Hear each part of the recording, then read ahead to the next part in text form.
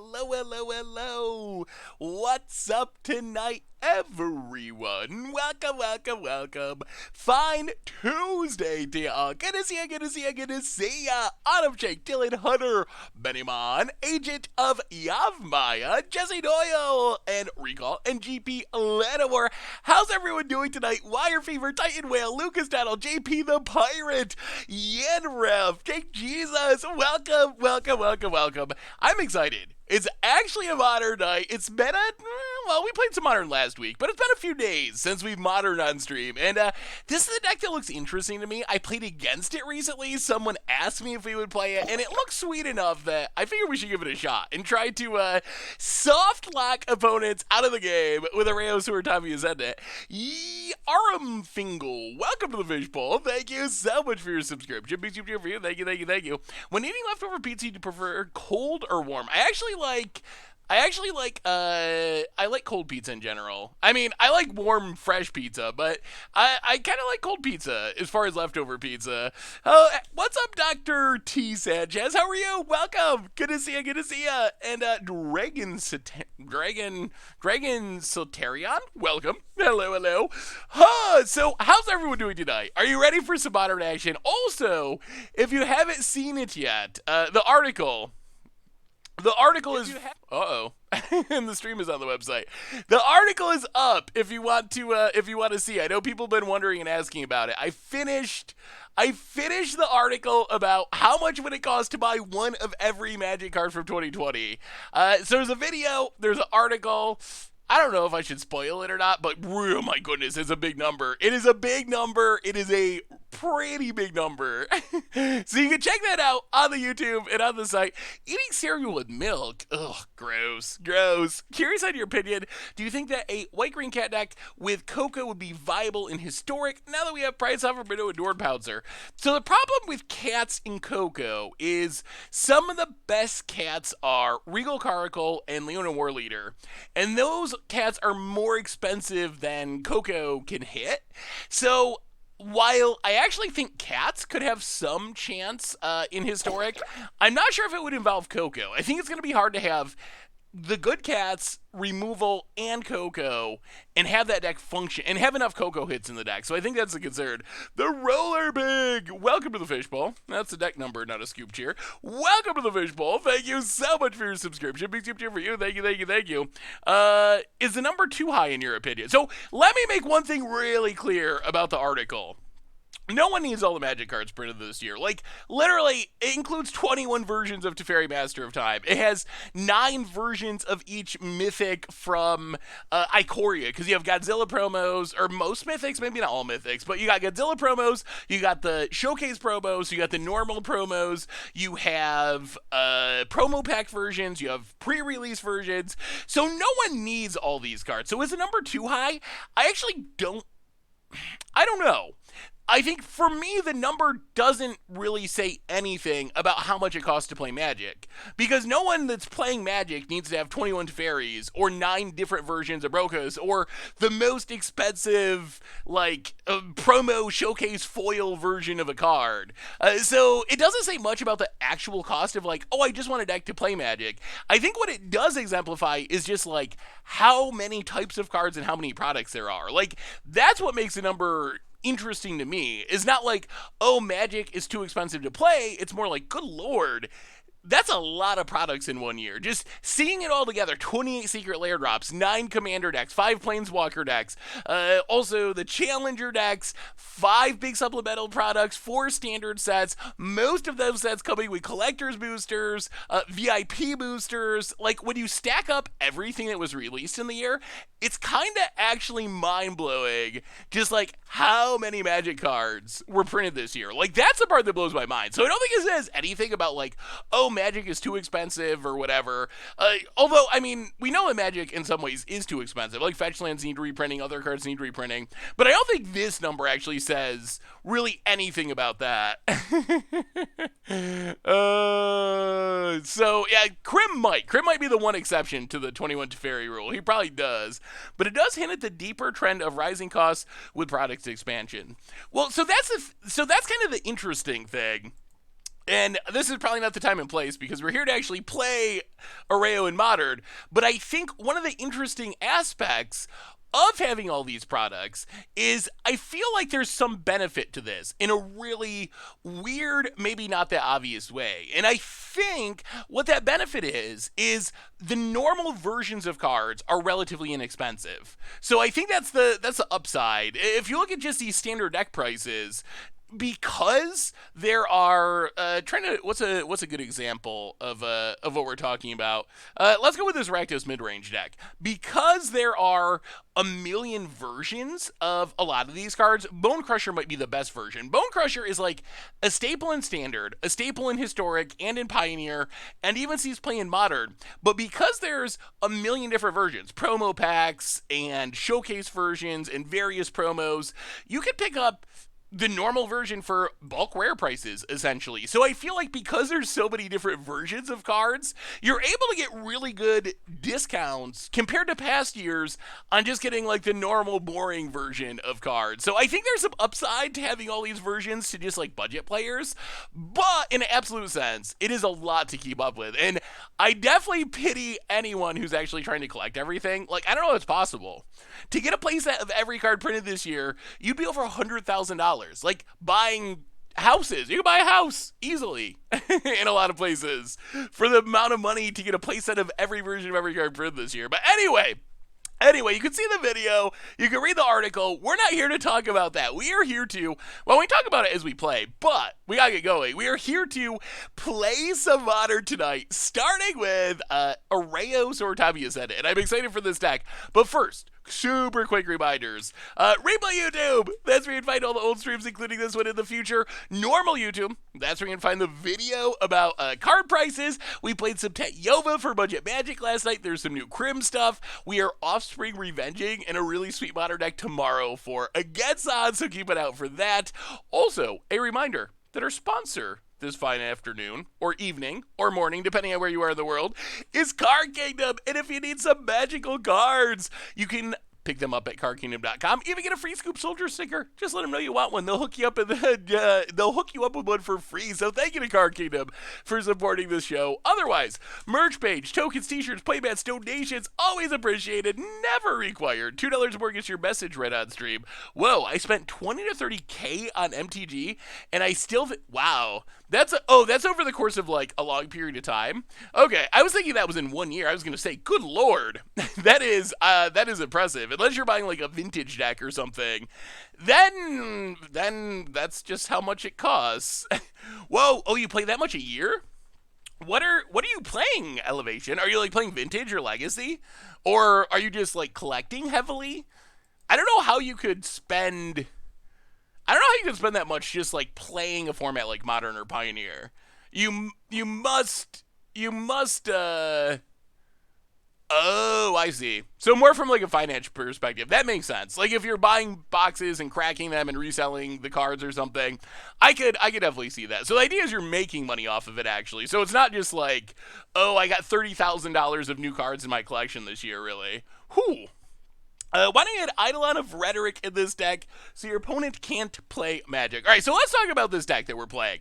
So this deck, you could add that. That is a possibility. I think, so let's talk about how the deck's trying to work and what it's trying to do. So the idea of this deck, card number one that is central to the deck, Erayo Soratami Ascendant, a 2-drop that if we can cast 4 spells in a turn, we get to flip it around, and we get an enchantment that counters the first spell that our opponent plays each turn. So we can do this as early as turn 2. Like, kind of the ideal start is turn 2, play Erayo, play Mox Amber, so Erayo spell 1, Mox Amber spell number 2, repeal using the Mox Amber mana, the Mox Amber itself, so that's spell number 3. We draw a card, then we just replay the Mox Amber, that's spell number 4. So it's pretty easy with the help of Mox Ambers and repeals and other free spells like Engineered Explosives and Mishra's Baubles to flip around this Erayo as early as turn 2. And then the first thing our opponent does each turn is going to be countered by Erayo. So that's plan 1.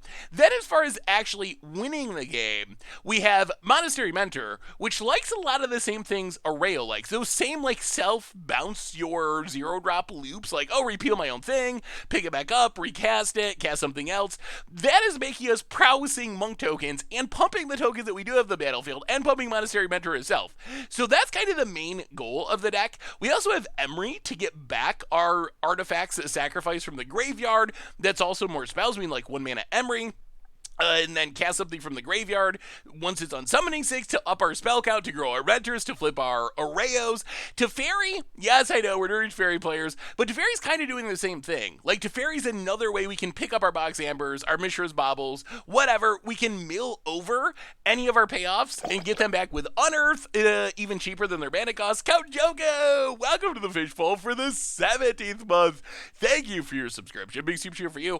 So that is the main idea of the deck. We're kind of like bouncing our own stuff, trying to flip Erayo, trying to make a bunch of bug tokens with Monastery Mentor, and that's our main game plan. Could we add Rule of Law? Kind of. So the problem with things like Rule of Law is they make it so both players can only cast 1 spell each turn. So yes, if we can flip Erayo first and then resolve a Rule of Law, we would make it so our opponent couldn't cast spells, which would be pretty sweet. On the other hand, it also really slows down our flipping of Erayo. So we can't play it before we Erayo, or we never get to flip it. We can't really just play it naturally because we want to cast a bunch of spells for our Monastery Mentor to make tokens. So that's kind of the issue. Like, you could play it, and I think it would be really funny to lock people out of the game. On the other hand, I think it would probably actively make the deck less good at winning most of the time. I think you would play it mostly like for the memes rather than for being competitive. McFly and Moonhaz and Sofago, welcome to the Fishbowl. Thank you so much for your subscription. Big super cheer for you. Thank you. But if you want to see one, I mean, if you want to see one, I'm down for adding one to the sideboard for fun. I mean, what's the worst that can happen? All right, let's bring in. Watch us get brutally punished for playing a Rule of Law. Michanas, first time sub. Welcome to the Fishbowl. Thank you so much for your subscription. Big super cheer for you. Thank you. All right, so we'll add the Rule of Law for the memes. Mr. Fakels, welcome to the Fishbowl. Thank you. I wonder if we could add it to the main deck. I mean, I know it's not right from a I want to win the game perspective. I'm pretty confident in that. Maybe we can go down the Spellskite. The Spellskite, is that necessary in the main deck? I don't know. All right, we'll run one Rule of Law. We'll run one. We'll run one. Wouldn't Eidolon be better? Why would Eidolon be better? Because it's on a body? I mean, I don't know. I guess? So here's the thing. We're never going to cast either of these spells unless we have a flipped Erayo. Or I guess unless we run into Storm or something. But we're not planning on ever casting these cards unless we already have Erayo that's flipped around. If we already have an Erayo that's flipped around, we win the game when our thing resolves, essentially. Like, unless our opponent's super far ahead on board, we win the game as it resolves just because our opponent can't cast spells anymore. So that's kind of the upside. Ooh, let me see Bloodbath. Let me pull it up. All right, we'll give it a shot. Maybe we lock someone out of the game on accident. But also, I'm very scared. I'm afraid what's going to happen is I actually don't think it's necessary or good either, but it would be funny if it actually worked. Well, okay, I can see Unearth being an argument for running the creature versions. That is a bit of an upside. I mean, Canonist, though, doesn't stop artifact decks. All right, well, we'll run one Canonist. Okay, there's not many artifact decks. We'll run one. We'll run one for the memes. But because of Unearth, I do agree that a creature makes more sense. But remember, we don't want to cast it. We will refuse to cast it. So until we have a flipped Erayo, we're not going to do it. It's not happening. Thank you for the cheers. So that's kind of the issue. So we'll see. So what I'm worried about is we're going to be playing a very close game and we're going to top deck the Canonist when I guess what would have been a Spellskite. So I guess Spellskite probably isn't going to save us either, but all right, this should be interesting. Modern on YouTube and modern stream. Is this a nightmare? Not a modern fan, Cordius. I mean, we've been playing a lot of standard and historic lately, so we gotta break it up. And modern, I think, is a sweet format. You can still flip with canonists in play, though. I mean, I guess like theoretically you can, but in practice, if you can't cast repeals or any non-artifact spells, we would need a pretty specific hand to be able to flip Erayo without casting any non-artifact spells. Like, we need a lot to go right for that to happen. All right, get to play first. All right, show us an Erayo. I mean, I guess this is probably fine. We don't have Erayo, but we do get to Polluted Delta, Thought Scour ourselves, turn 2 Tassiger. Turn 2 Tassiger into Fairy maybe could be good. We'll try it. It's not the combo draw, but we'll try it. I mean, that's why I like Modern, is there's so many cards. Hey, what's up, Alex? How are you? Monastery Mentor. Ooh, that's a similar-ish to what we're playing. Polluted Delta, go. Kind of the same idea, along the same lines. That looks sweet. Echo of Eons is interesting. I've got 30K sitting around, burning a hole in my pocket. Do you happen to know any way could convert that paper into a stack of cardboard paper? I mean, you might want the paper you have now, honestly, but CarKingdom.com, go to our sponsor. I'm sure they would be very happy to turn your $30,000 of government issued paper into Hasbro issued paper. All right, we gotta get white mana. Let's get a Hallowed Fountain. Hallowed Fountain untapped. Shock ourselves. Mill ourselves. Yeah, we didn't mill anything great, which is probably good. All right, Tassiger, clean the graveyard. Get down the Banana Man. No one expects the turn 2 Tassiger anymore. Tassiger has kind of lost its way in wow, it's a lot of... We got to Fairytron. We can't even argue that we're not Dirty Teferi players because we just have a handful of them. Oh, Mono Black Bolas. Oh, what was the deck that you got Diamond with, Benny? Opponent plays a Wooded Foothills, passes. We'll go to combat. Attack you. Opponent takes it. All right. I mean, they might be able to counter the Teferi. Getting it down would be sweet, though. Flooded Strand, Crack Flooded Strand, Mono Black Bolos. That looks super fun. My only question would be, will the mana work? Well, I guess you're only splashing, I guess a single Interplanar Beacon lets it work. That's cool. I like it, Benny. Grab an island, play Teferi, get it countered. I think this deck I shared yesterday is thematically matching what we're playing. Ooh. Oh yeah, kind of the same sort of idea. The lockup out of the game idea. There's the Remand. So counterspell 1 of Indetermined.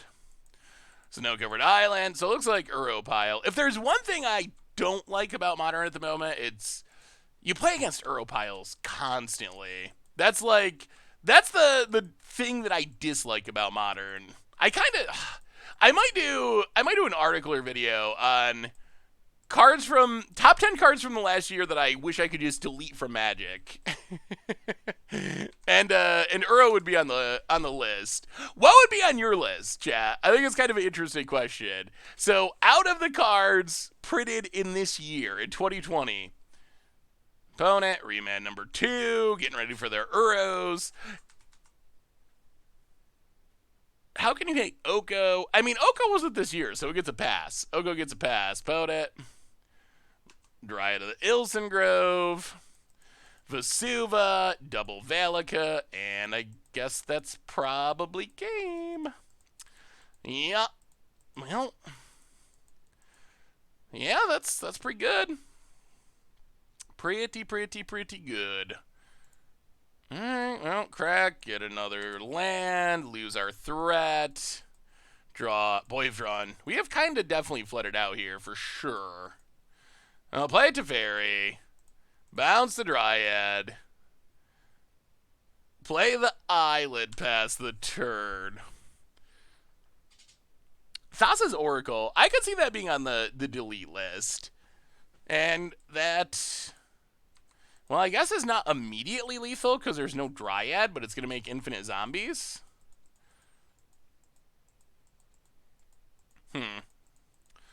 Alright. Yeah, I don't know what we do about this.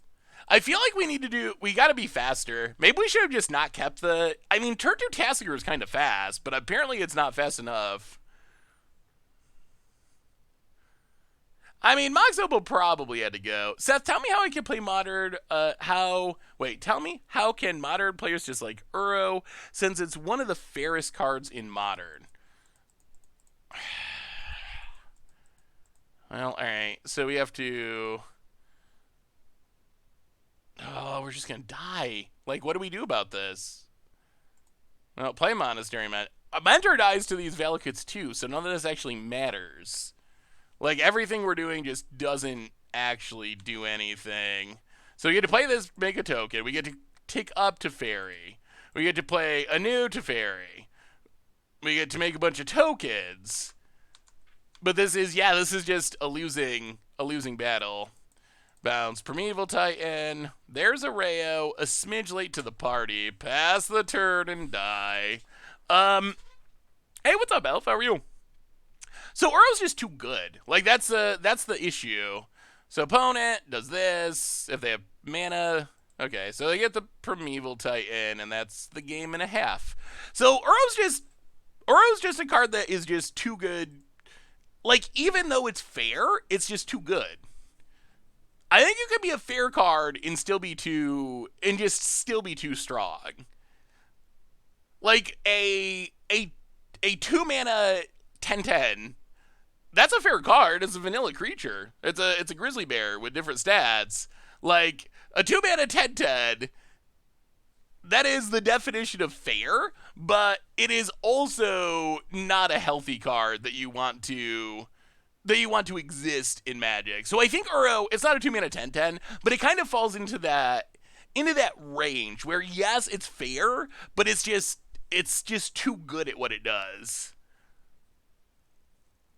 Why if I uptick to Fairy, I still can't play cards that say cast this only when you cast a sorcery at instant speed. So Teferi does something very specific, which is it allows you to cast sorcery spells as if they had flash. So if you have if you have a sorcery spell, you should be able to cast it with Teferi. If it's not a sorcery spell, then Teferi would not impact it at all. Hey, what's up, Beast Mode? How are you? Uro is good enough to alienate all the other options. Yeah, I think that's kind of the other thing, is it's just so good that it cuts a lot of other stuff out of the format, too. Alright, so opponent, Primeval Titan, Uro pile, blah, blah, blah. What are we going down? Oh, boy. We might have to cut the Mimi Ethersworn Canonist here, unfortunately. So cut the Mimi Ethersworn Canonist. Cut Ether Spellbound. Bouncing our opponent's creatures is not actually helpful. I think we need Thought Seizes and Ether Gus. Probably. Thought Seizes and Ether Gus. How do we actually make this work, though? Like, go down the Luris. Tassiger, I guess, proved itself to not be... Even on turn 2 on the play, it was not good enough to actually win the game in this matchup, which I guess means we should probably cut it. Maybe like an Unearth and an Emery? Actually, maybe Teferi's worse. Teferi doesn't do much. Let's run it like that. Alright, we gotta flip an Emery, or a... Oh, dear. This is like the hand that made us lose last game. I think we got a mulligan. Oh, okay. Well, Come on, blue mana, I guess, is what we need. I don't think we can keep mulliganing, unfortunately. Well, play Bobble. I want to build a historic deck around Angel of Destiny and Witches of the Moor. Ooh, I might have to actually Oh, Erayo! We want Erayo, but we need mana to actually cast it and everything else in our hand. Alright, well, there's the Erayo. That is our namesake card. Witches of the Moor. I remember that's like a Brawl deck card, maybe? Witch of the Moors. Oh, it's a jumpstart card. Death Touch at the beginning of your end step. If you gained life this... Oh, boy. Well, This might be a... This might be a quick one. Beginning of your end step, if you gain life this turn, each opponent sacks a creature, and you can return up to one target creature from your graveyard to your hand. Oh, Mox Ambers showing why everyone disliked it at first. I mean, you can just take the Witch of the Moor in a life gain deck, and it should be fine. So probably just a life gain deck that is also in black. Hey, what's up, Daniel? How are you? Good to see ya. Hey, this is the nightmare. Yeah, maybe we should just get mulliganing. Yeah, I mean, we might be discarding hand size anyway, so... The problem is, like, even if we... Opponent, gonna crack. I mean, Mox Amber is good in specific situations. This is not one of them. Hello, Uru. Opponent, up to 4 mana, back up to 20 life. Maybe we should have Uru in our deck. We could splash a little green mana. Alright. Well. So I guess we could theoretically flip Erayo next turn. But our opponent has a handful of counter spells, so that seems pretty unlikely to actually happen. So yeah, Unearth Erayo. Play Mox Amber. Repeal Mox Amber. Well, okay. Erayo flips. Oh, come on. All right, our opponent's Civic deck has a Dismember. Well, we almost did something. Opponent, Gifts Ungiven. How did...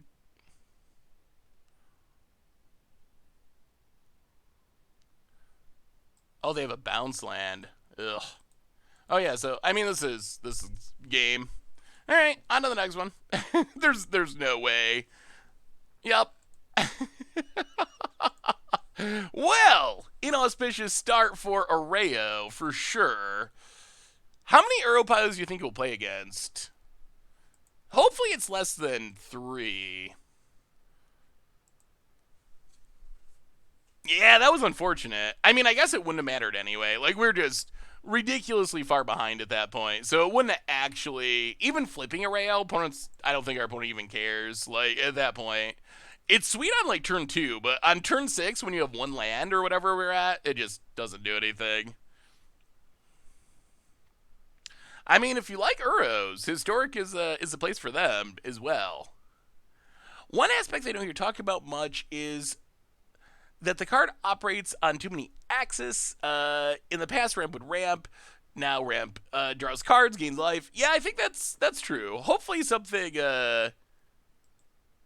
Hopefully that's something Wizards has learned from the past year. Yeah, I mean, Garuda is always hanging around on the fringes of Modern, and it can, if you get the right matchups and the right Garuda hits, it is a deck that can win 5 matches in a row.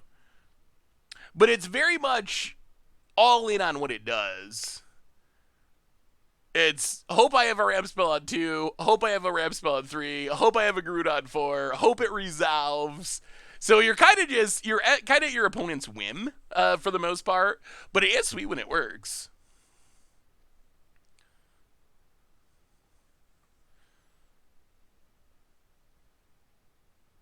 Well, I think this deck.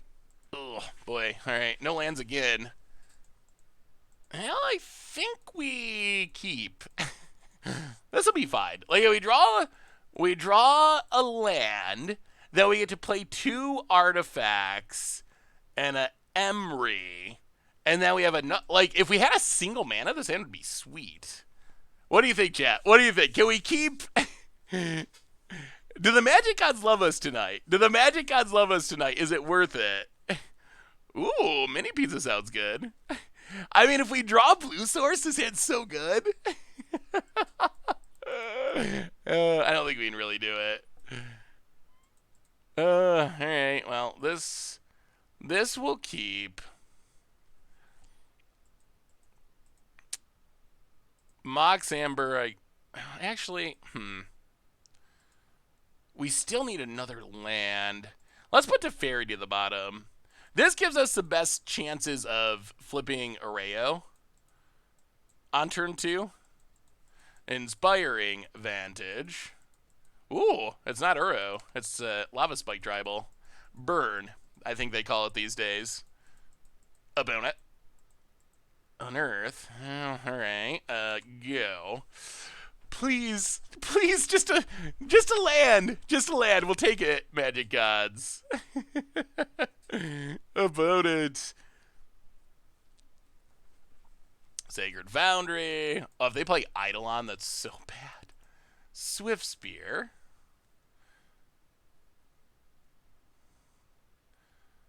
And a Lightning Bolt. All right. Well, come on, lads. Come on, lads. Come on, lads. Bonnet burns our face down to 14. Hits us down to 12. Well, let's Thought Scour. Can we hit a land? I honestly don't know if flipping Erayo. Well, we do with the land. Ugh. So we can flip Erayo? Is that actually good? Or do we just lose to Swift Spear? We're going to be at 10? I mean, we're going to go for it.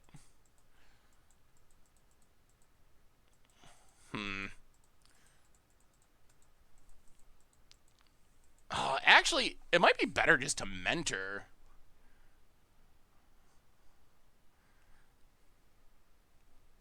Can we Erayo and Mentor? We can't.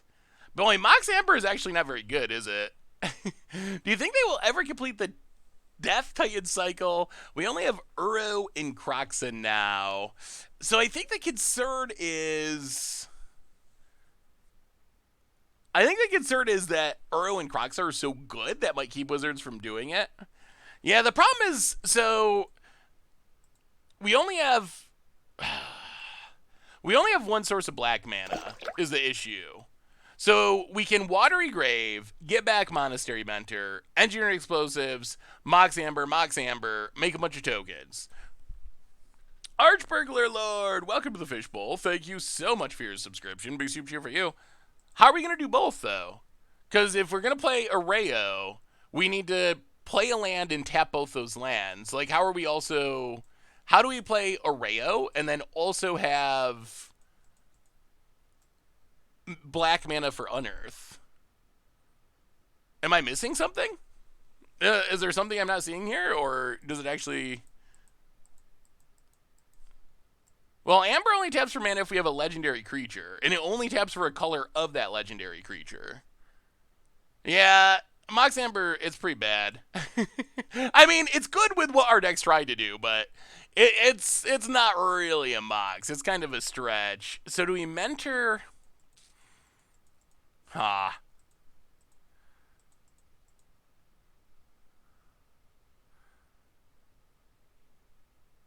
Stopping a spell each turn is good. Alright, we came here to flip Erayo. Let's flip Erayo. Alright, so play Erayo. Play Mox Amber. I mean, maybe this Erayo's enough, and then next turn we can Unearth Mentor, but then we're out of cards. But still, we can Unearth it. I mean, flipping Erayo seems decent. Make a blue mana. Explosives on 1.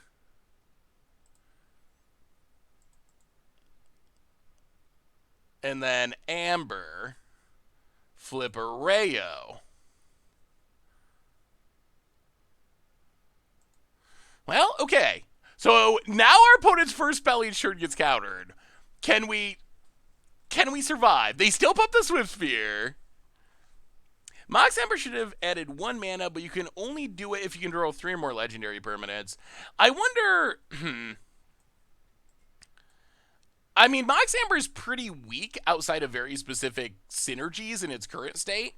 I wonder if it would have been too good if it was add a mana of any color, but only if you have the legends. Or a legend? Some number of legends. I mean, I guess the other thing is Mox Opal was bannable, but there's a bunch of 0 mana artifacts to make Mox Opal into a real Mox in like Affinity or whatever. Much harder to play 3 legendary creatures or planeswalkers because you're at least 1 mana and often more. What did you think is the most underrated card from Zendikar Rising? Mine is Nahiri's Binding. Nahiri's Binding's not bad. I like Nahiri's Lithoforming. I think Nahiri's Lithoforming is a card that could probably do something eventually. I don't know how soon that'll be, but it seems like a card that has some combo potential. People messed around with it. Oh no, at the start of the format. Pwned it. Well, okay, I guess this is okay. Because we do have explosives. So opponent hits us to 6. Okay. We draw Luris.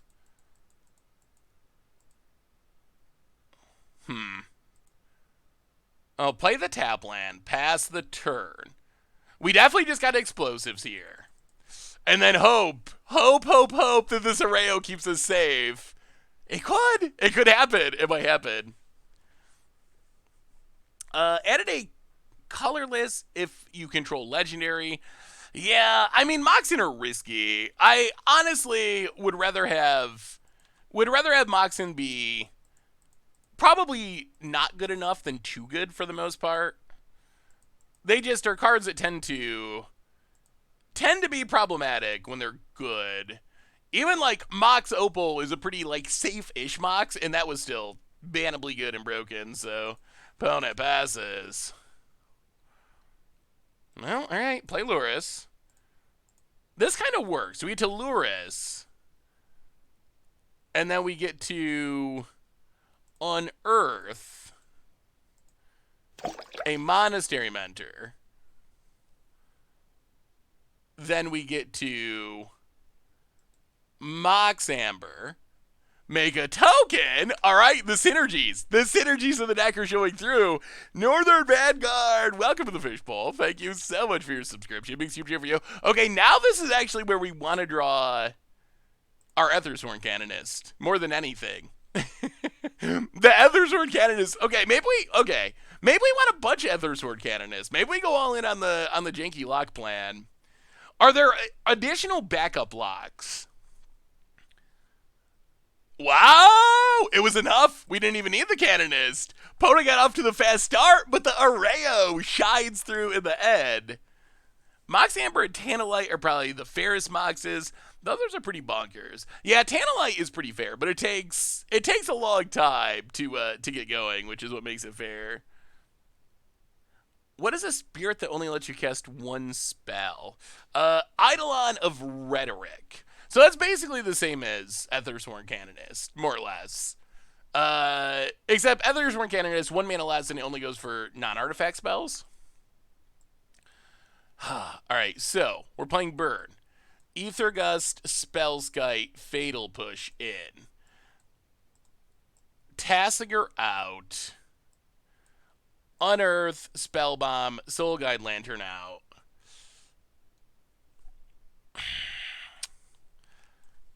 I feel like we always cut the Ethersworn Canonist. But then we lose our chance for the meme.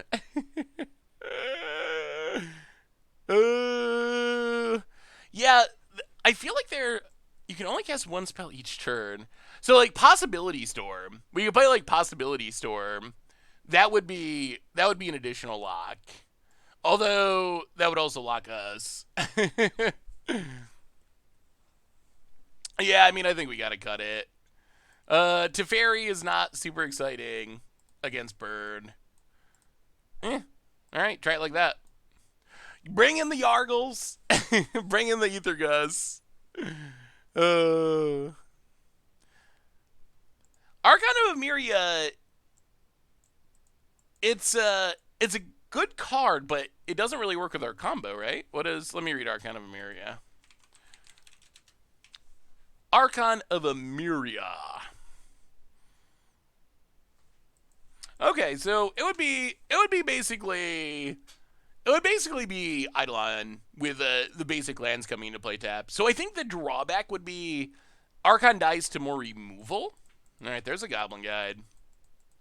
But yeah, that could also, I mean, you could build a deck that has a whole bunch of those pieces and try to go full on the lock plan. I don't know how competitive it would be, but it would be a thing that you could do, and it could be interesting. Well, Flooded Strand, go. Turn 3, we could maybe flip Erayo, which would be sweet. I think we're just gonna Thought Scour for now.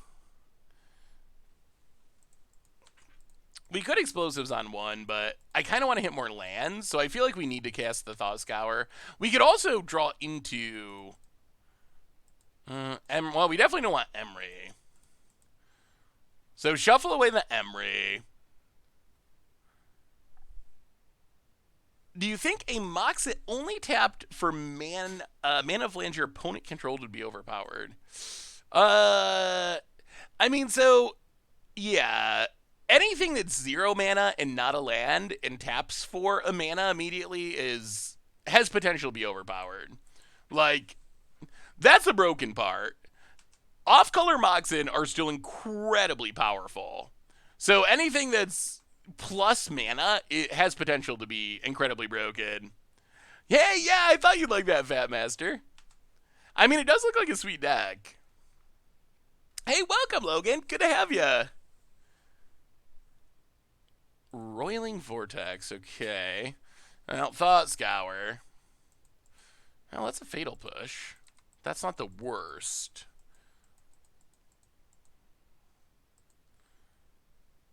Down to 14. Silent Clearing.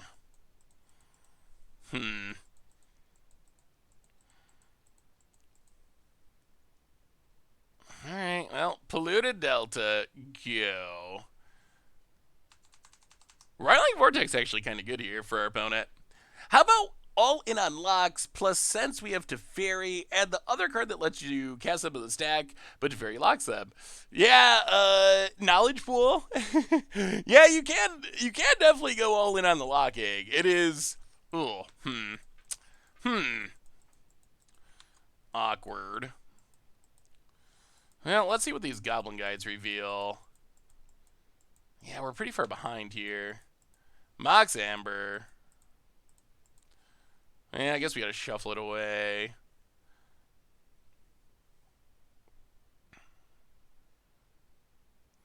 Maybe we just got Explosives? Yeah, I think we do.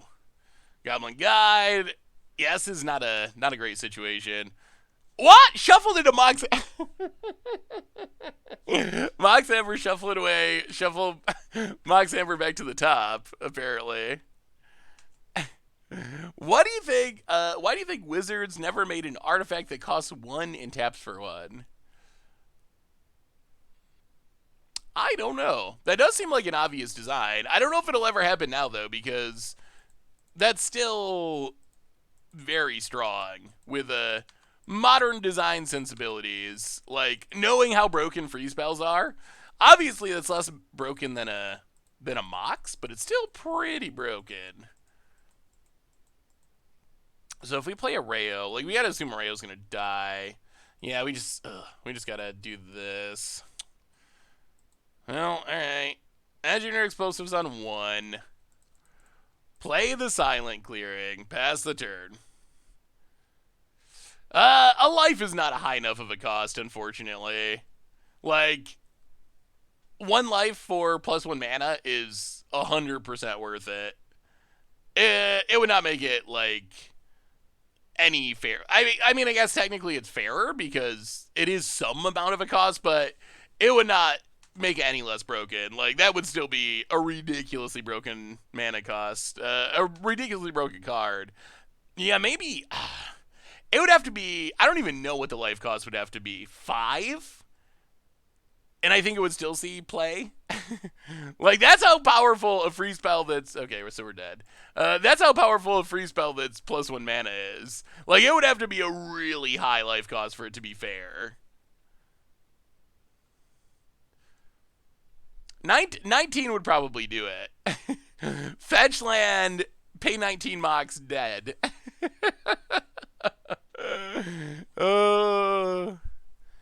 Yeah, like fast mana is just so hard to design in a way that's fair. Yeah, I mean, it's true that Death Shadow would take advantage of the life loss, but Death Shadow is a weird card that takes advantage of weird things. I like Nyx Lotus too. I think the biggest problem with Nyx Lotus by far is it just coming into play tapped. That really makes it way more risky. And way safer, but it is a powerful card. Like we played some sweet Blue Devotion style decks in Standard with it, and it can do some really sweet things. We're really good at having hands that look almost exactly like this. 1 land that doesn't do anything. Huh. Well, okay. I guess we keep it. Huh. Exile the top card, X cards to your deck face down. Ooh, that could be sweet. Yeah, I mean, we get to play a turn 1 Emery, I guess is something. And then refill with the baubles, probably. Yeah, alright. Turn 1 Emery's not bad. I mean, we are against burn, so it's just going to get bolted, but still. Well, play a bauble. Storm count 1. Play a bauble. Storm count 2. Play a Waterlog Grove. Hurt ourselves. Emery.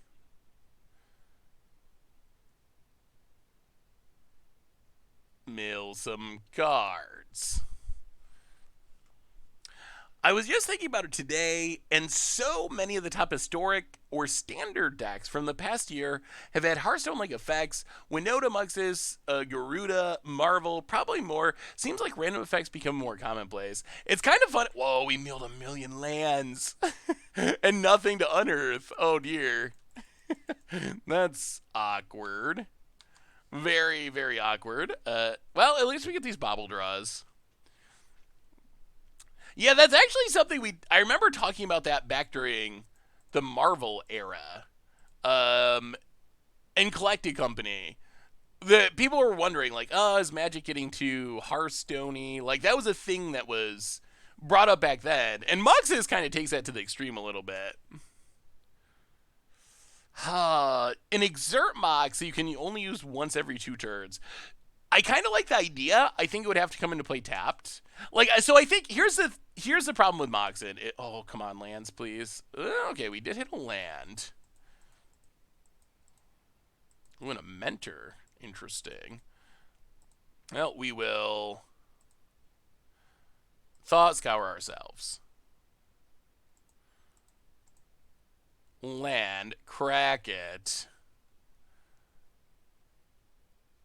Alright, going to 15, I guess. Unearth.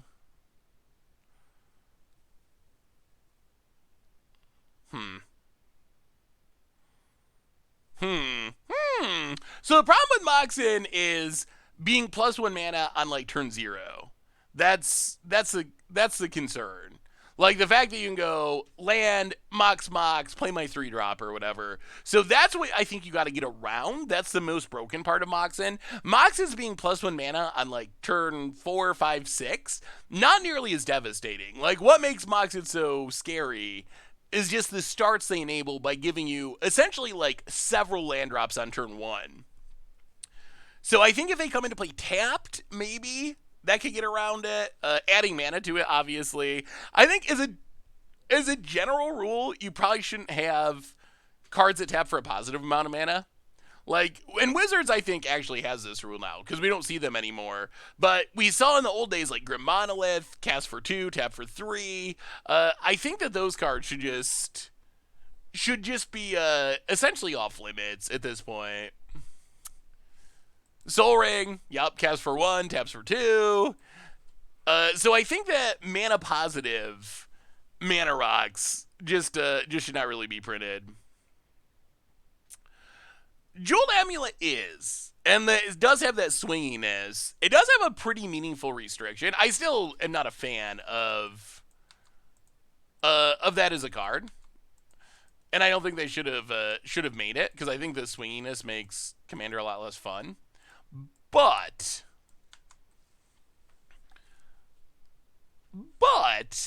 it does have some restrictions on it.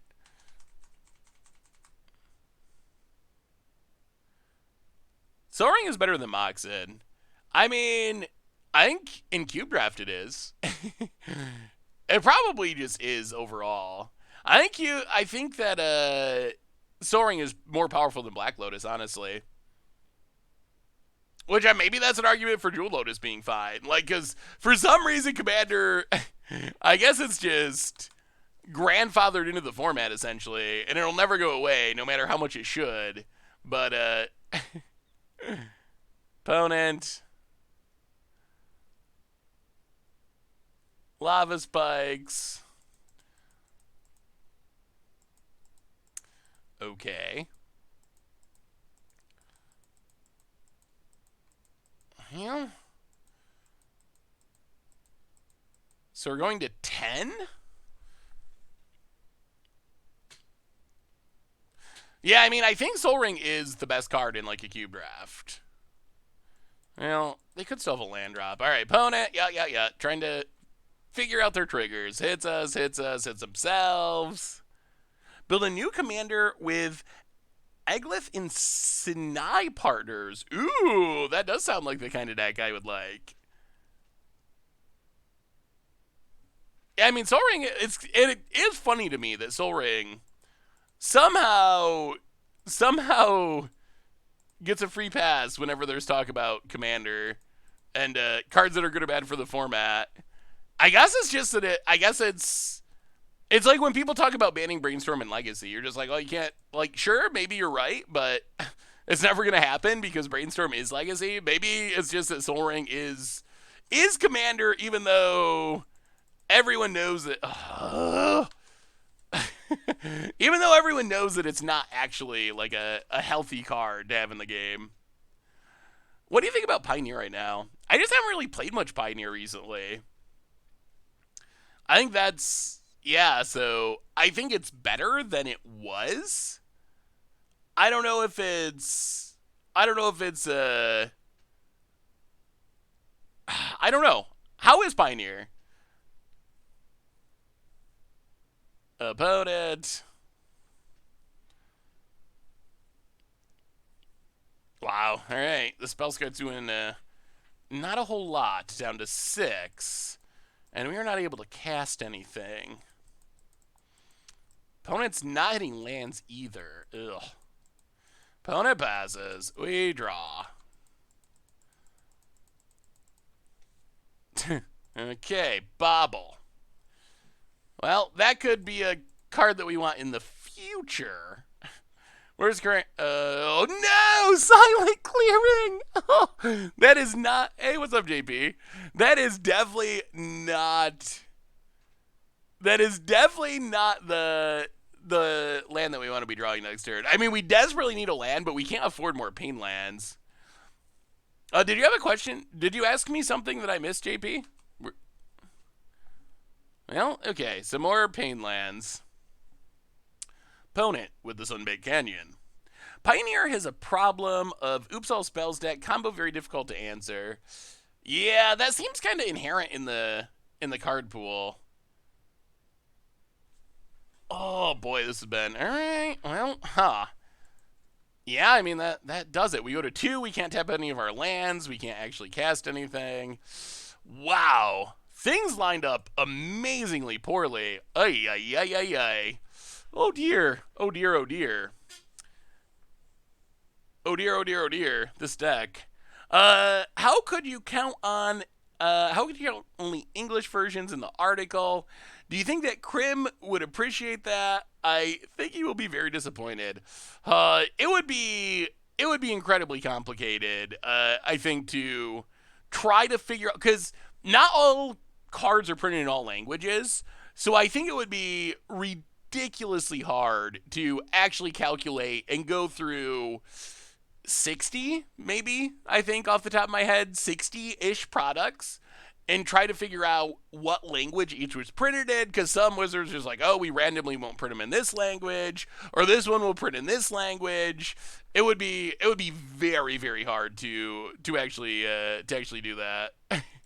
It would be interesting. And the other thing is, like, I think it would kind of inflate the number a little bit, because I think not many people actually collect. I could see an argument for someone collecting every version of a card. I've never heard of anyone who collects a copy of every version of every card in every language. That's like even kind of next level for an extreme collector. So I think like the number we came up with, I think it applies to like a handful of people in the world. But I do think there are some number of people in the world who actually do try to collect every single Magic card printed. Like that is a thing. So there is like some value to it, but every version of every card in every language, I've never heard of that. And maybe there's someone out there that does it though.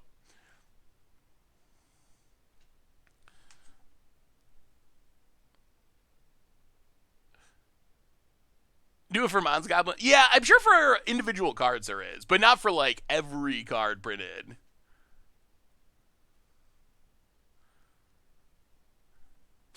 Planes for our opponent. Alright, so opponent seems to be Taxon. Unfortunately, Ether Vial seems pretty good against Erayo, honestly. It's a way our opponent can put things into play. Alright, more lands. Well, this game we're not having any trouble drawing lands, so that's good.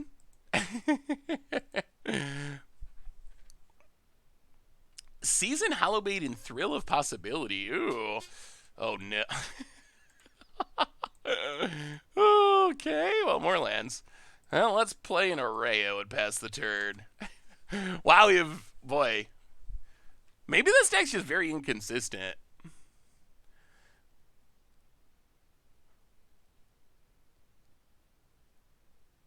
So what kind of deck would you... Oh, a Riley deck with Season Hellblade and Thrill Possibility. I mean, that could be spicy. I think the thing is, since Riley only triggers with the first time you discard each turn... Actually, let me read Riley and make sure I'm saying this right. It's been a minute since I played Riley. I believe it's only the first time. Yeah, for the first time each turn. I feel like Season Hallowblade is still sweet. You can do it on your opponent's turn and like cycle. But I think things that let you discard more cards are probably more valuable. But yeah, I mean, it is still cool that you can kind of like rummage with Hallowblade on your opponent's turn. That is a cool synergy.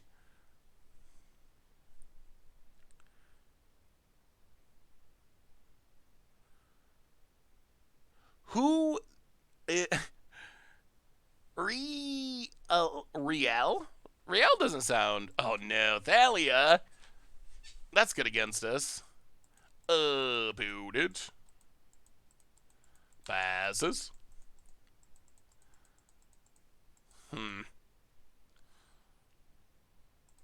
Well, Pluto Delta, crack it. It's just taxes, I believe. Get a swamp, and I think we just repeal the vial, I guess. Like, the Sally is gonna really slow us down. Flipping this is probably a long shot at this point. Or not even actually very good at this point with the vial going. How do you think Mono Green is weak in this current metagame? I haven't seen it much recently. Oh, more lands! Boy, we could have used these in some past games. We need to, if we could have put together some of our games where we get like 3, 4 lands each game instead of like 1 land and then 7 lands, that would be helpful. I mean, Tron is still a thing, isn't it? I feel like I still play against Tron. I mean, I think it's still like a top tier deck of the metagame. Leonin Arbiter and Ghost Quarter. Yup. Opponent blows up our blue source. Well, good thing we're flooding. Opponent gets and hits us. Sure. Down to 16. Soul Guide Lantern. Well, I guess we play a tap land and play a Soul Guide Lantern. Get a Ghost Quarter. A Beard Care Stream. That could be interesting. Do you think we're getting Hammer of X and Y in Kaldheim? I mean, it looks like we're definitely getting a... Oh, no! More land destruction. Oh, dear. Okay. Strip Mine 2. Which means we still can't cast our Erayo down to 12. Or we still can't cast this Teferi. We don't have any removal either. Ugh. I'll pass the turn. I guess this time we'll... this is just so bad in so many ways. Opponent untaps.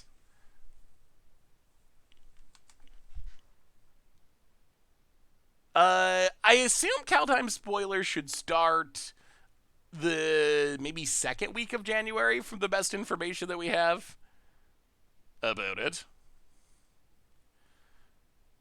Alright, finally done blowing up our lands for a second, which is good. Hits us down to 8. Uh-huh. Yeah, I wish we had removal. We have Fatal Pushes in the sideboard, but...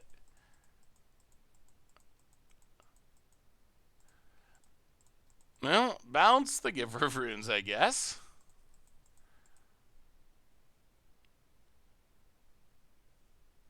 Draw a Mentor.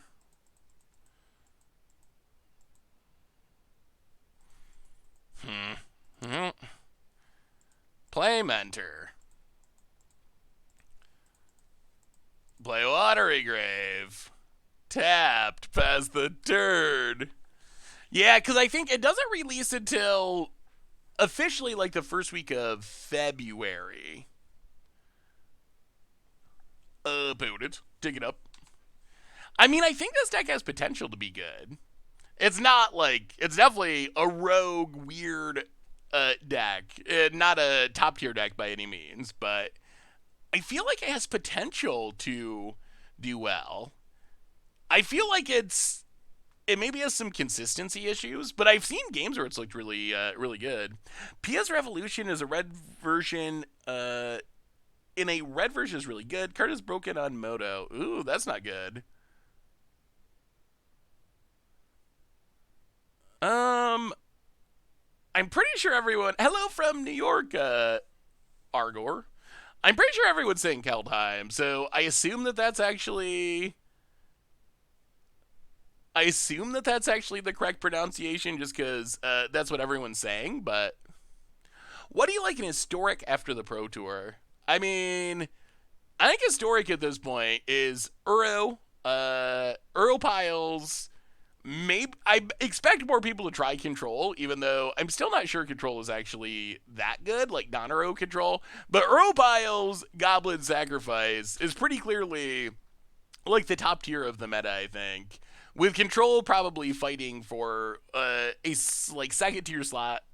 Goblins is weird. Goblins is always very much less played at like Pro Tour events, but then it's extremely heavily played on the ladder because it's cheap, it's fast, it's like the ideal ladder deck. So I feel like, oh no,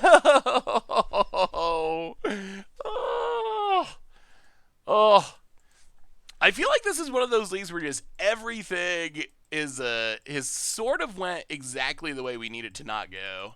Like every single thing through the entire league. So yeah, I don't think we can get out of this.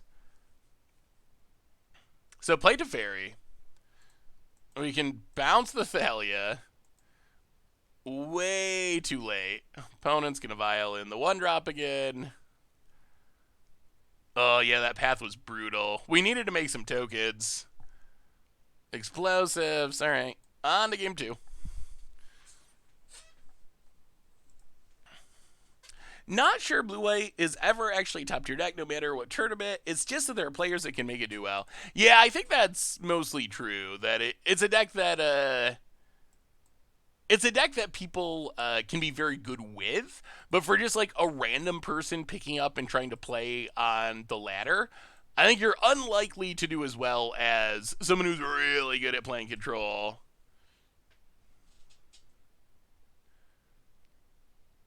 Huh.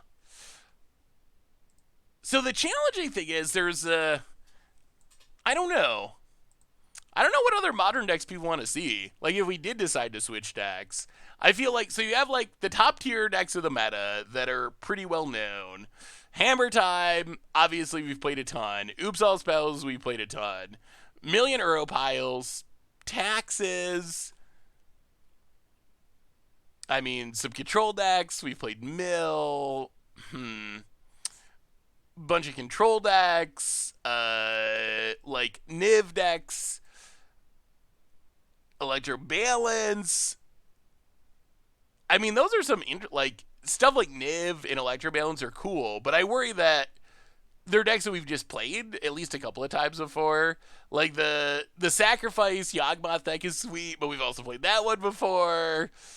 Winota, everyone hates, but I guess it's like unique-ish. I also don't know if it's actually good, but it is a... I guess it's kind of unique to have Winota in Modern. Elementals is unique, but we played it. Elves, we played. So that's kind of like... I don't know.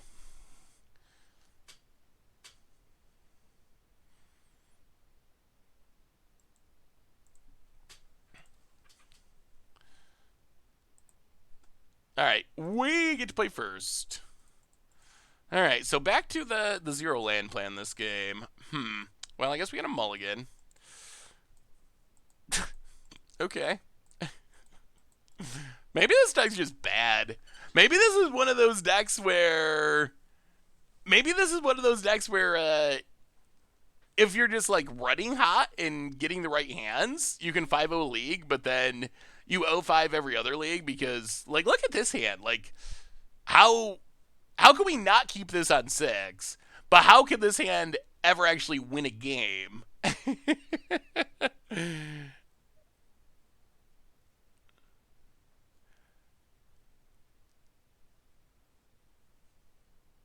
Play Neobrand. Neobrand, I don't know if we've ever actually played it. I don't know if it's actually a deck people want to watch. Yeah, I think part of the problem is because of the pandemic, we just have way less deck lists than we used to. So you don't get to see as many of like the weird decks show up because most of like the MTG Melee tournaments are all standard, and you get a ton of like random standard lists, but you don't get many lists from Modern. And then a lot of the small places that you got like kind of janky tournaments, you can't do tournaments now because of the pandemic. So I feel like that's cut down a lot on the deck list that we get, especially on the janky level. Oh, did Caleb try the deck and have similar issues? Oh, well, that makes me feel a little better. That I was thinking, like, am I doing something wrong, or is this just one of those cases where someone runs hot a couple times in 5-0s? Like, that's the thing about getting a 5-0 on Moto. If you like build a deck that's like halfway functional and just play 20 leagues with it, you're probably gonna 5-0 eventually, just out of brute force, I think. Oops All Spells. I mean, we did a video on Oops All Spells, but we could play more Oops All Spells.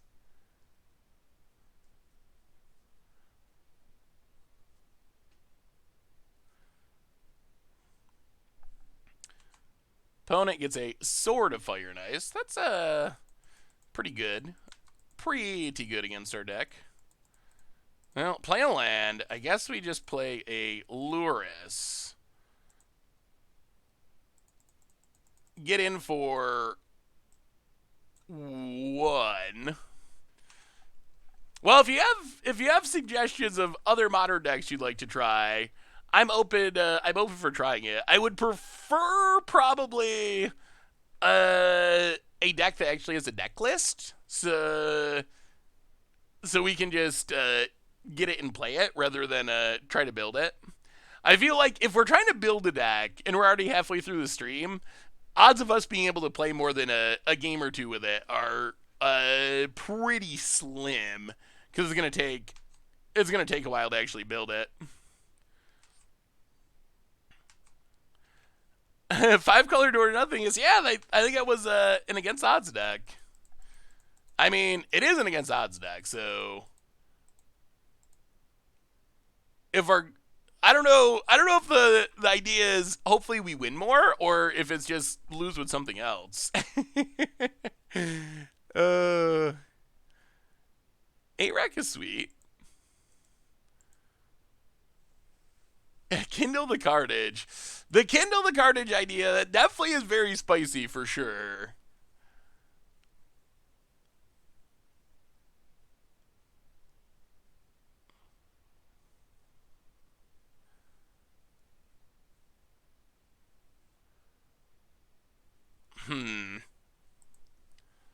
What do we do here? Both of these are good against us.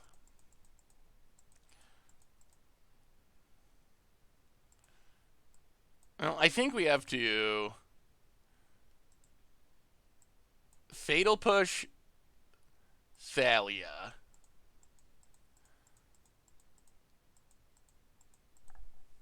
Get rid of the Thalia. Play a Bobble. Crack the Bobble. See what our opponent's drawing. Replay the... Ooh, Archon, eh? Ha-ha! Ha-ha! Go if you have a path opponent, I swear. I swear. Okay! We did it! We have officially flipped Erayo. Okay. Okay, we're doing it. We're a real deck. We're a real deck now. Pass the turn. No shark, non-creature win con. Ooh. I mean, chaining together inspiring statuaries, I guess? Maybe? Or inspiring ultimatums? Ooh, let me see lively. About it. How do you build around Shared Fate? So, building around Shared Fate, the main thing you do is play bad cards. Like, that's kind of the idea, in all honesty, is you try to play cards that are bad enough that if you can resolve Shared Fate, your opponent can never kill you. So that's, I think, the main deck building strategy. So opponent's going to put a sword into play. I guess that's fine. Play Polluted Delta. Go to combat. I mean, I guess I could have... Man, they're not going to have Batter Skull. That's unlikely. Get in. Hitch, yeah. Pass the turn. I mean, this game's going well. This game's going very well. Opponent. I mean, what other ways are there to build around Shared Fate? There's a Sword of Fire and Ice. Sure. Yeah, basically makes it so no one draws cards, and you get to play with your opponent's deck. So if you make it so your deck can't possibly kill anyone, then your opponent can't possibly kill you. I think is the main idea. I mean, Hollow One has some potential. About it.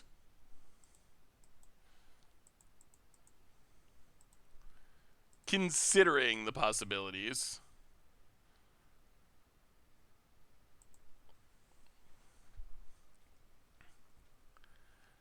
Uh, with Shared Fate, what if just a bunch of sideboard tutors like KCI and Fae of Wishes? I mean, that could work.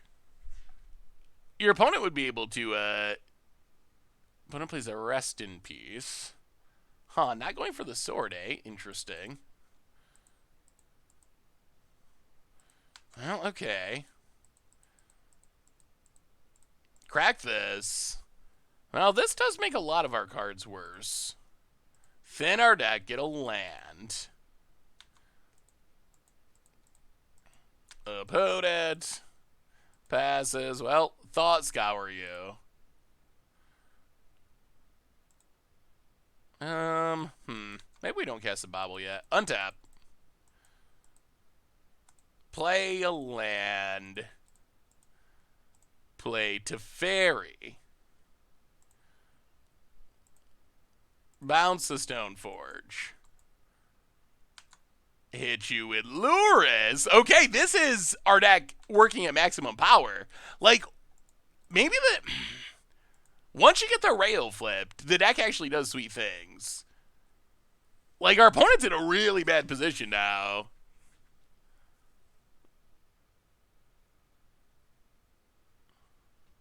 Hey, what's up, General Jow? How are you today? Opponent plays a land. First spell's getting countered. It might be scoop time. It might be scoop time, and we might be on the board. Well, no, this isn't the match win, though. We might be halfway on the board. Uro made Shared Fate good? Uro makes everything good. We haven't played As Foretold recently. Maybe I just have to be more open to replaying decks that we played before. I always worry because, like, whenever we play a deck that we've played, even sometimes if it's a deck we played, like, 3 years ago, some people will be like, oh, didn't you already play that? It's like, oh, yeah, but... Well, there's not truly infinite Magic cards in the multiverse. What did they tutor up with Stoneforge? Oh, Batterskull. Alright, so we get to draw a card. Take up to Fairy.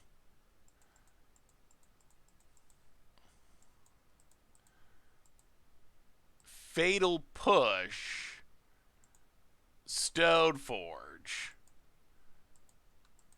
Have we made a single Monastery Mentor token? Get in, hit ya. And opponent. All right. We got that. We got there. Any updates on Eminent Domain? Been a while since we've Eminent Domained. I feel like there was an update we did a couple years ago, but not since then. Ever played Blue Red Breach? I don't know. If we did, it was not recently. There's always a Panharmonicon list to be built. There's not too many Panharmonicon lists that are just floating around. You gotta build them yourself. Not everyone has our appreciation for the for the joy of Panharmoniconing. But there's infinite possibilities. There's infinite possibilities. We've played Spots of Vertigo before. Usually combo action. Hitting our spawns, drawing some cards. Well, okay. I guess we keep this. A little bit of removal. Erayo that isn't super close to flipping, but you never know. Hey, what's up, Young Busy? How are you? We are trying to flip Erayos-ish. About it. Planes and passes. Well.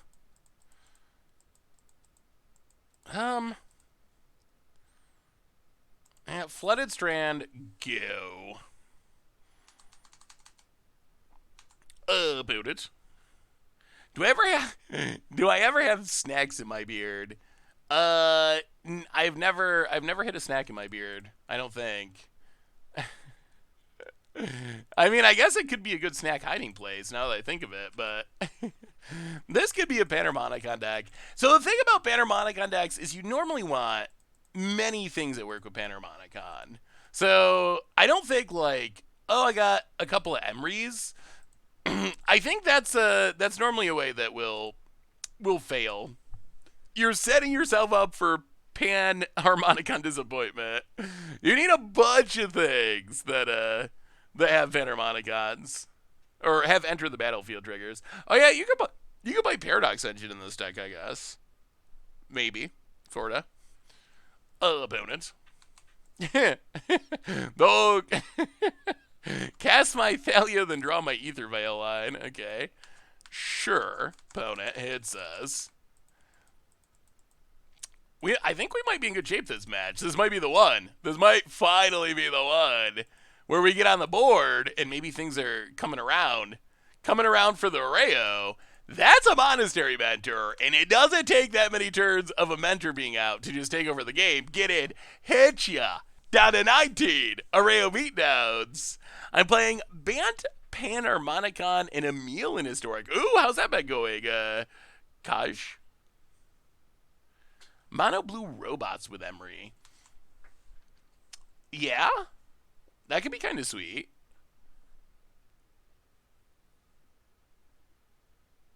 If you flip Erayo, it counters the first spell your opponents cast each turn.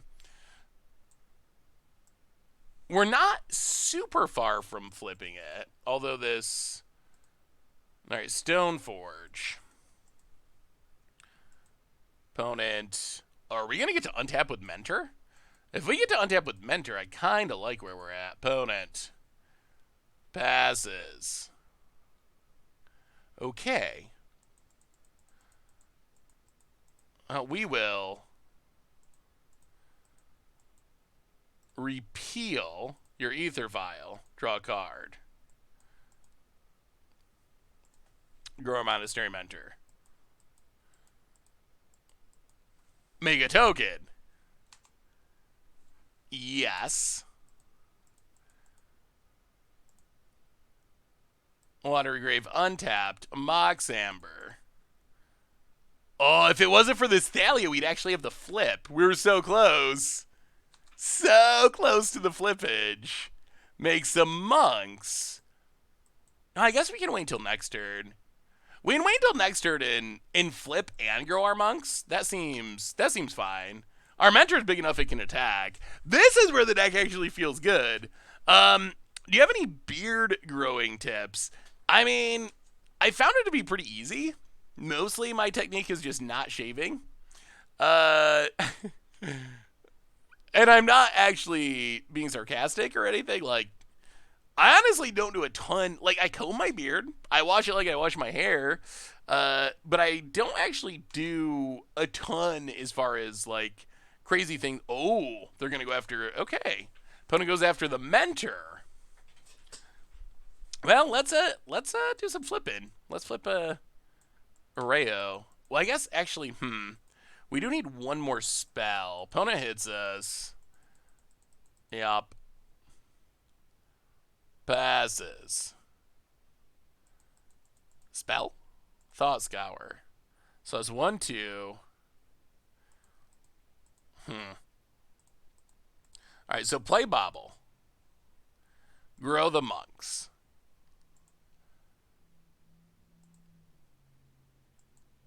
Play Emery. For 1 mana. Spell number 2. Yup. Play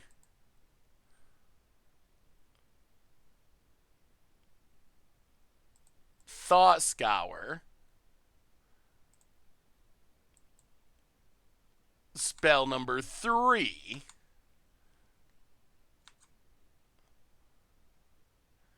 Island. Explos. Oh, that might have been a slight mistake. Yeah, I guess we should have shocked ourselves.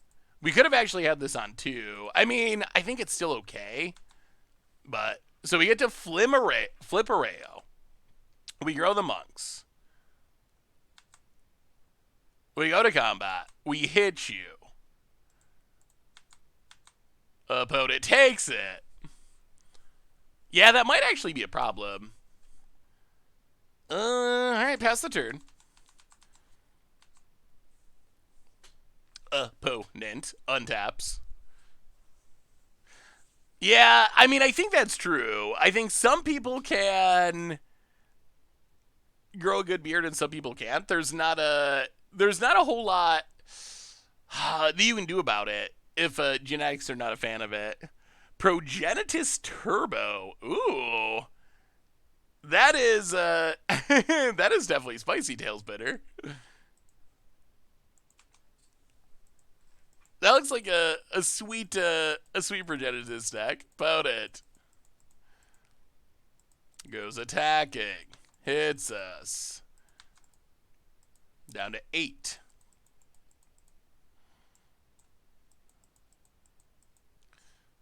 Well, Crag Bobble. Draw a card. Untap.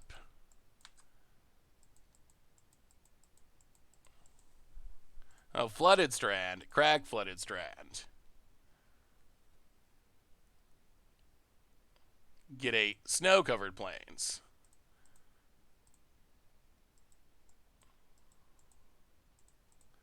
Play Teferi. Grow the Monks.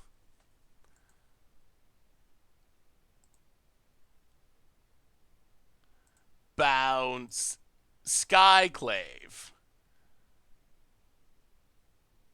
Ooh, and an Unearth. Okay. Unearth. A Luris. Grow the Monks. Oh, now we're seeing the deck actually do things. Like, this is what we want to see the deck doing. Monks growing.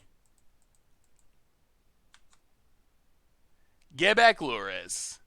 Luris lets us cast Bobble. Grow the Monks, forcing our opponent to chump block with Stoneforge Mystic. Oh, actually does it? Oh, how do we die? Oh, I used to love Metallurgic summonings. We played a lot of Metallurgic summonings back in the day, but it's been a minute since we've actually played it. I think part of the issue is that Shark Typhoon is like kind of Metallurgic summonings, but just upgraded in like every way. Oh, this is really interesting. This is the decision of the game. Do we attack with one monk or both monks? I guess it's got to be one.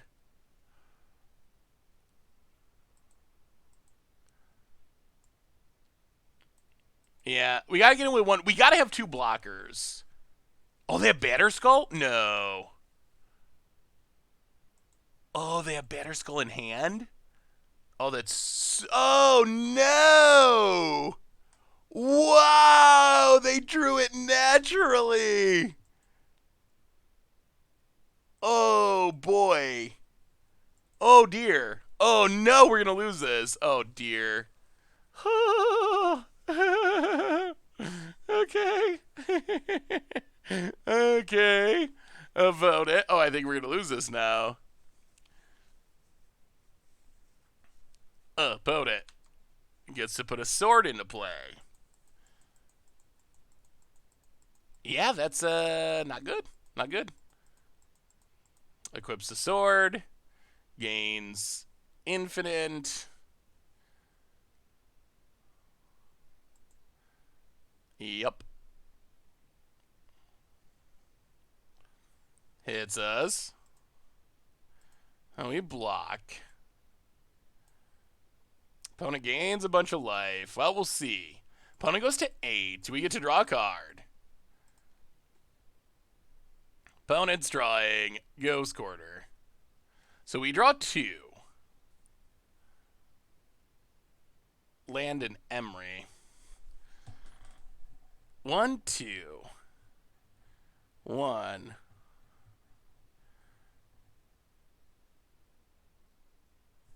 Huh. So if we, let's think about this. So if we crack Engineered Explosives, we recast it with Luris for 3 mana.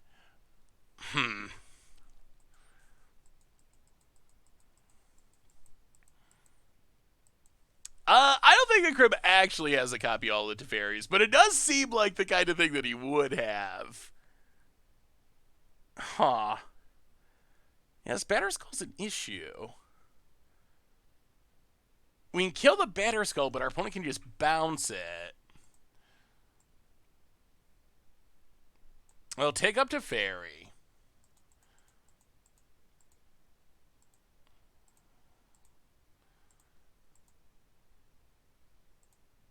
Sack Engineered Explosives.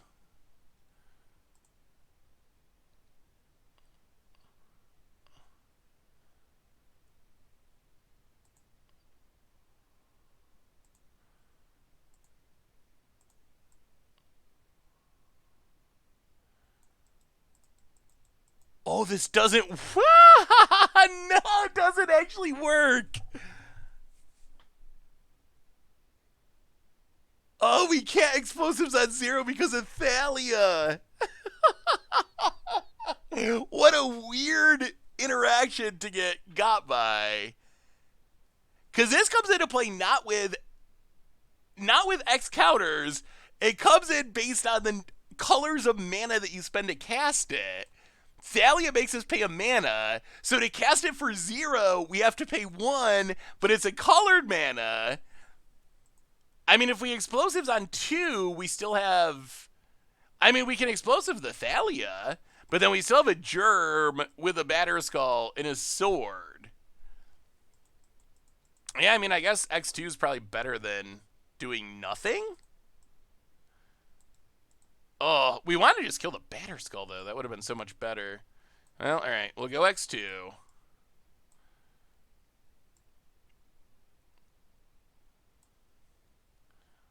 Trigger Prowess. Emery, back a Bobble.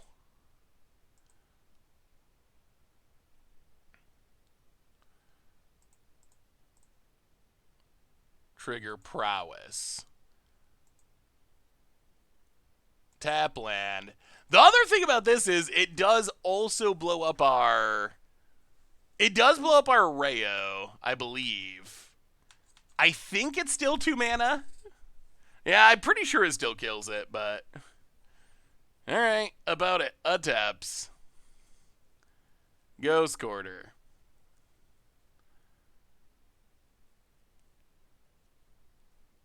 Oh, what a weird scenario.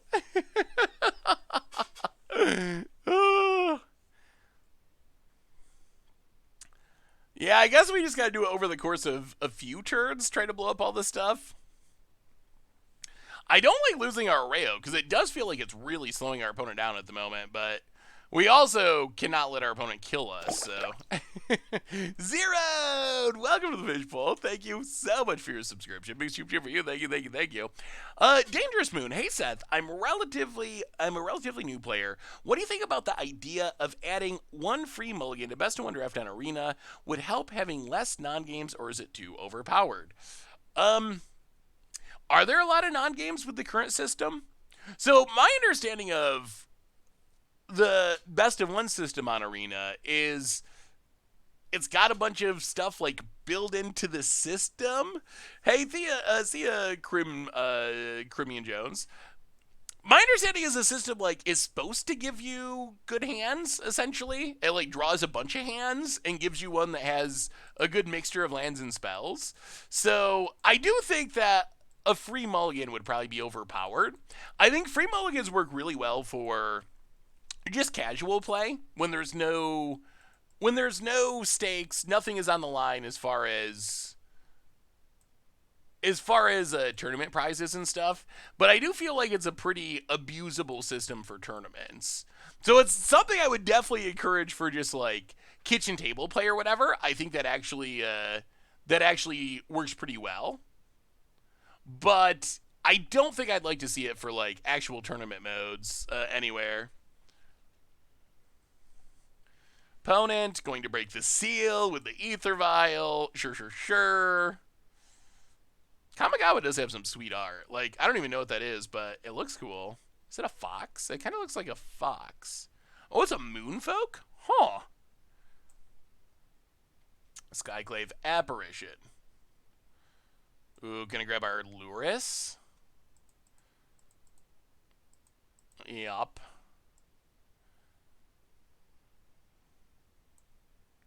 Alright. Oh, no! Oh, the curse continues. Oh,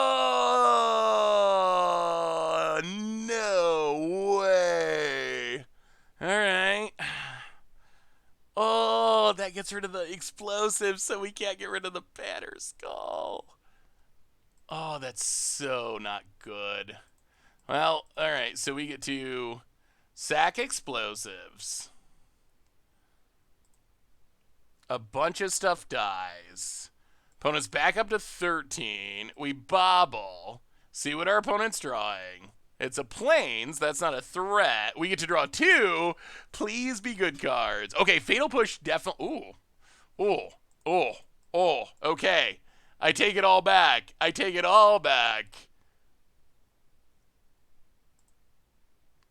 Yeah. We will Fatal Push your batter skull.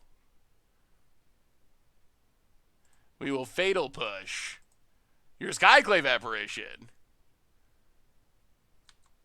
Oh, wow, those were good draws. We will get back the bobble. Replay the bobble. Okay, the curse is over. We have broken the curse. The curse of the Erayo. Hit ya.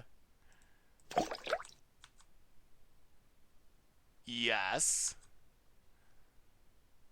And now we get to bobble. Oh, this is kind of a sweet synergy. Jedi Camper, welcome to the fishbowl. Thank you so much for your subscription. Big super cheer for you. Thank you. We get to untap Emery. We get to Emery again to bobble again. What's on the top of our deck? I forgot to look. Oh, repeal? All right, pass the turn. Oh!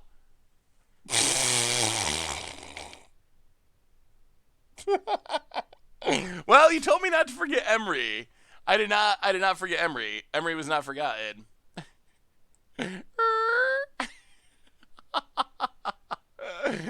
We definitely didn't forget to activate Emery though. Stream mode achieved.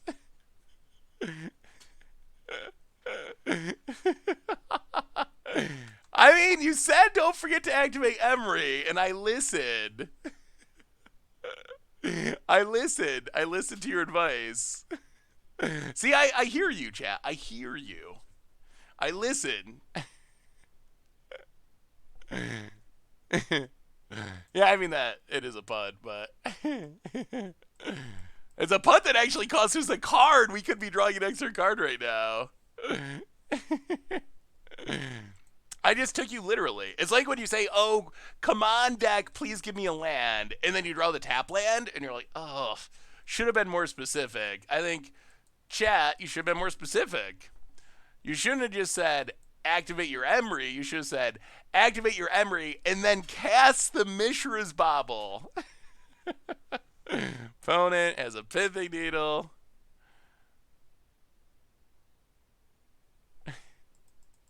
Yup. I feel like we want to save this repeal for Batterskull or Sword, depending on how this goes. I expect our opponent's going to bounce the Batterskull, replay the Batterskull, and we might actually need to bounce the Batterskull token. We'll see. Because that's probably what our opponent's going to do to try to stay alive, and then we just bounce it and win, essentially. Oh, boy. Okay. That's also not the worst. Mentor. Emery. Target the bauble. And then this time, we will cast the bauble. Make a token. I mean, we're seeing the deck do some really sweet things when it actually goes. Like, when we get a decent hand and a decent matchup, the deck does do sweet things. Take a peek at what our opponent's drawing. Archon of Emeria, sure. Go attacking. Hit ya. And I mean, this feels good. This actually feels really good. Catch out my Moto collected ages ago. The meta seems nearly the same in whatever format this is. Oh, this is modern at the moment. We are moderning it up. Boat it. Picks up the batter skull. Yeah, this repeal should do it. If you want to play Moto again, Dappers, they now have loan programs where you don't actually have to buy all the cards. You can just borrow them, which is pretty convenient. I think we got the win. Oh, this is a long game. Opponent's almost timing out. They got to replay batter skull. It's our only chance, but then repeals our opponent's hope of winning. Batter skulls. It depends on what you want to borrow. So I think the program, I use Card Hoarder. There's a couple of different ones. I like the Card Hoarder one personally. But there's a free 5-ticket one. So you can borrow and we got the win. All right, we actually got a win, and that means we got to keep going. We could still feed the kids. The kids could still be eating. And the deck actually does cool things in the games where it gets going. So there's a free 5-ticket loan program where you can borrow 5 tickets worth of cards for free. And then outside of that, yeah, you can actually do quite a bit if you want to play Pauper or something. Outside of that, I believe it is 3% a week of your loan balance. So if you wanted to be able to borrow 100 ticks of cards, it would be $3 a week. If you wanted to borrow 1,000 ticks of cards, and that's at one time. Like, if you have a 100-tick loan balance, you can borrow 100 tickets worth of cards, build a deck, play that deck for a year, play it for an hour, and then trade it back and build another deck with those 100 tickets, and it's the same price. Like, it just goes based on what your account limit is and how much you borrow. So, but it's 3% of whatever you set it at. So it depends on what format you want to play. Like, if you look at standard, you can get a pretty good sense of how much you'd need to play various formats. Like, so if you look at Moto prices and standard, you can play a lot for around 100 tick loan balance. So you can play literally everything. There's even some you can play with the free 5 tick balance that have put up results recently. But if you had a $3 a week loan program, you'd be able to play most standard decks. If you go back to modern, it does get more expensive. Like, in modern, you're probably going to need 3-ish hundred. You're getting up to like 250 to 300 outside of like a few outliers. But you could do a decent amount for like $6 to $10 a week. Pioneer should be a little cheaper than modern, most likely. Basically the same. Historic, not on Moto. Pauper, you should be able to play everything for a couple bucks a week if you wanted to. And even Legacy and Vintage, for the most part, are kind of mostly modern. I guess it's a little more than modern. Up at around 500, 700 for Legacy. Vintage, actually cheaper, 3, 4, 500. But really, if you paid $10 a week, if you paid $10 a week for a loan program, you would be able to play essentially everything back to Legacy and some Legacy stuff. Oh man, I wish there was a loan system for Arena. That would be super convenient, but alas, there is not. Yeah, that would be really nice. Snowco? That's a Legacy deck. It's basically just an Oko pile.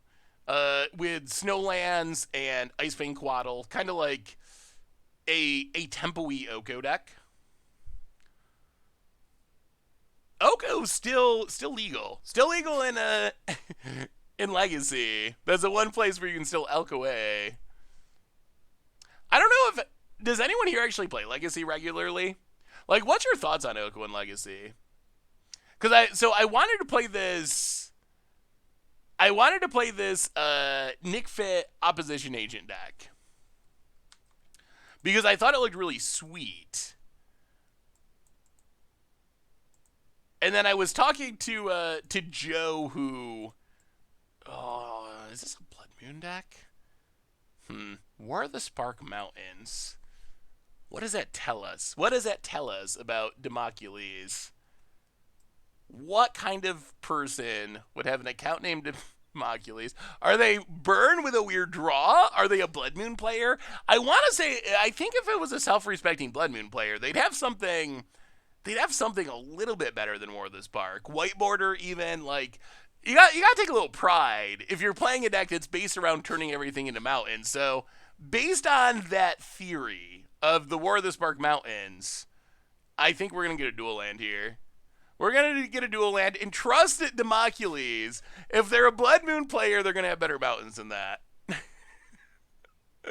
All right, we'll take a Hallowed Fountain, I think. I mean, that makes a lot of sense, right? Is that logic sound? Well, play a land, play a Erayo, go. I have a lot of faith in my Blood Moon playing Mono Red Prison relatives. You gotta, or at least mismatch or something. Like, there's a whole bunch of acceptable ways to build the mana base for your Blood Moon deck. You can go mismatch for trolling, you can go white border for trolling, you can play, like, actual, like, nice mountains. Random War of the Spark, though, that doesn't speak to me as a Blood Moon player. Aha! Ramen on Bruins. It is a Blood Moon player, isn't it? Oh yeah, Simeon Spear. Oh, it's a Blood Moon player. Well, we learned something. Apparently, some Blood Moon players do play War of the Spark Mountains. M5, welcome to the Fishbowl. Oh no, and a thank you for your subscription. Big super for you. Thank you. Alrighty then. So, interesting. Okay. Well, chipping at the Chandra. Maybe our opponent's just a next level Blood Moon player. And they know that if you play War of the Spark Mountains, people are going to assume you're not on Blood Moon because they're not the type of mountains a Blood Moon player would play. And then you get people twice it. Maybe I've been thinking about this backwards the whole time. With my white border lands or my mismatch lands, maybe I've been Blood Mooning wrong. Maybe I got to play random War of the Spark lands to next level opponents who expect a Blood Moon player to have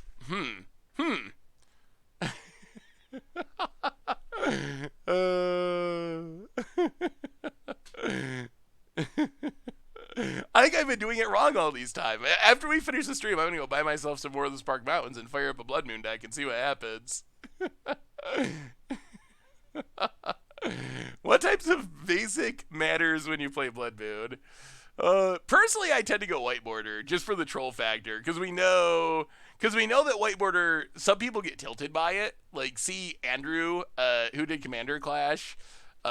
He gets very tilted by white border stuff. So I tend to go with that just for a little bit more tilt factor. Oh no! All right, opponent. Yeah, I mean, don't take any of that serious. Like, play whatever lands you enjoy. Like, I'm being like a tiny bit serious because I actually do think that you can glean some amount of information from the lands that your opponents plays in their deck. So I do think there is like a little bit of strategic value based on what basics your opponents play. Or maybe I'm just like deluding myself into thinking that. But by all means, play whatever lands you enjoy playing. I'm not trying to like land shame anyone or anything like that. So play whatever basics you personally like. Like, that's the beauty of basics. There's a million of them. You get to play the ones that you like for whatever reason you like playing them. I mean, I don't think it's over. We got to deal with the Chandra.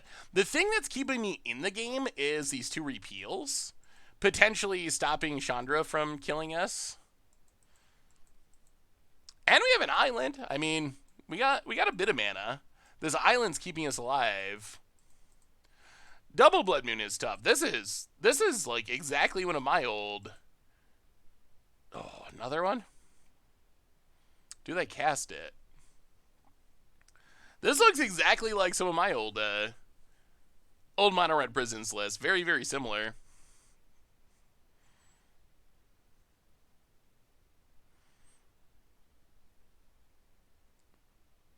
Mismatched lands mean they were playing on a low budget. I mean, that's not necessarily true, though, because Krim has all kinds of, like, blinged out magic cards, but he just likes playing mismatched. Like, he wants all of his stuff to mismatch because that's what he likes.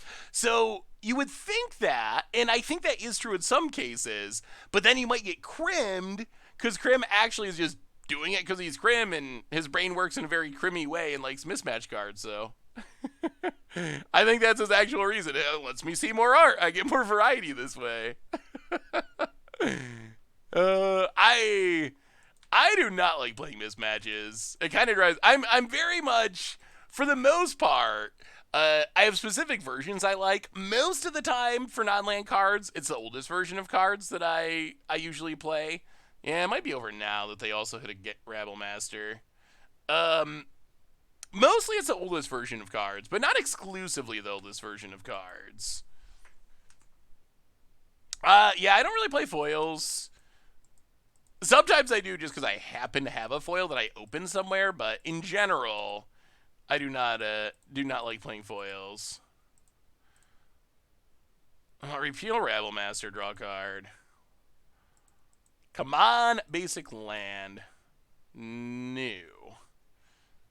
Well, Bobble, crack Bobble. Opponent's getting a Simian Spirit Guide. Get back the Bobble. I wonder how differently this would have... Well, our fetch land was Polluted Delta, so we would have been fetching out... So he would have been fetching out a Swamp, so we still wouldn't have been able to play Mentor, so actually... Maybe it wouldn't have actually made much of a difference if we had got a basic Swamp here.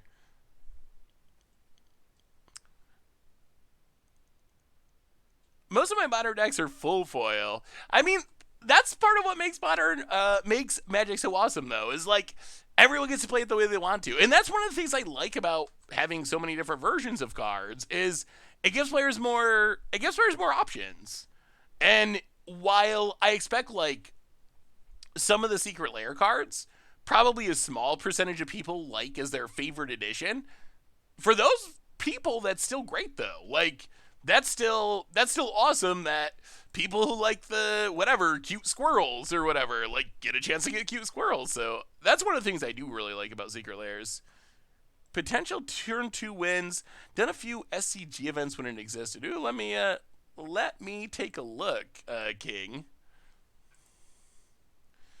Ooh, Sahili combo. Yeah, it's been a while since we've copycatted. Maybe we just gotta replay some decks that we've played at some points in the past. Boda getting in. Yeah, now this is real bad because even if we bounce the Chandra, I think we're still just dead. Well, I mean, Pony had a good Mono Red Prison hand. Fast Chandra into the Blood Moon on like turn 3. That's good.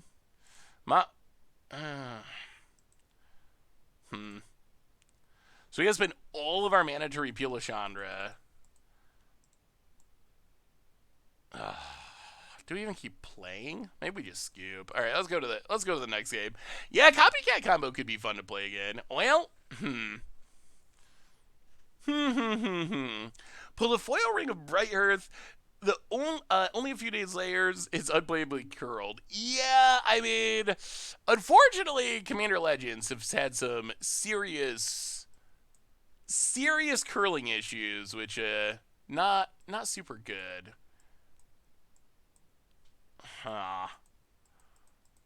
Tricky. I expect our opponent to have a lot of graveyard hate. They also are playing a bunch of main deck Anger of the Gods, which is kind of unique. Do we even want Thoughtseize? Like, Thoughtseize is good, but then once our opponent's empty-handed, it's a dead draw. Maybe we go 3 Thoughtseizes. Go down another Emery. No Jace. Huh. Ha ha ha. Fatal Push doesn't work if our opponent has Blood Moon. Let's keep the Emery. Well, I guess we have other things we... Alright, let's bring in a Fatal Push. 2 Fatal Pushes. 2 Yargles. Run it like that. How is Modern tonight? I mean, I've been having fun. I don't think his deck's actually very good, but it has had some interesting games. Like it has some really good games, but I think in general, it doesn't feel like it's actually all that competitive for the most part. Yeah, well, this is the time. Hey, what's up, Zach? How are you? Good to see you. Good to see you. I agree with Richard. There can be a danger in the future where an entire deck can be made of cards that don't look like Magic cards. Yeah, I mean, I think that's something that'll probably happen. But is that a bad thing? I guess. Like, is that much worse than having some cards that don't look like Magic cards? Like, is it really a big deal? Like, I'm not really sure. I got a promo Atris at THB pre-release. Never played it. Was sealed for the entire time. Curled after a month. Yeah, new foils have had a tough time with that for the most part. Textless is probably the worst. Definitely, I mean, I like textless cards, but I also know a lot of cards and how, like, their text. I can definitely see the issue with... Hey, what's up, Grey Armor? How are you? I can definitely see the issue with new players, especially, just not knowing what a textless cryptic does or something. So I can see why they don't do it, even though personally I do kind of think they're cool. Well, this will keep. We can get a basic, so at least we'll have blue and white mana. We'll have a Teferi, potentially. Well, we'll see. We'll give it a go. I mean, stuff like Texas Lightning Bolt isn't too bad because I assume, like, maybe if you've never played Magic before, you wouldn't know what Lightning Bolt did, but 3 damage to anything is, like, pretty easy to grasp and remember compared to Cryptic Command having 5 different modes and you just having no idea what to do with them. So I feel like maybe you could do it for certain cards. Like, I guess Opt is another really simple card. You know, scry 1, draw a card. Pretty easy for most players to remember. But, like, Cryptic Command did other things with, like, a bunch of modes. Could you imagine, like, a cycle of, like, charms or something? Or split cards that were textless? Like, that would be a lot for people to actually remember.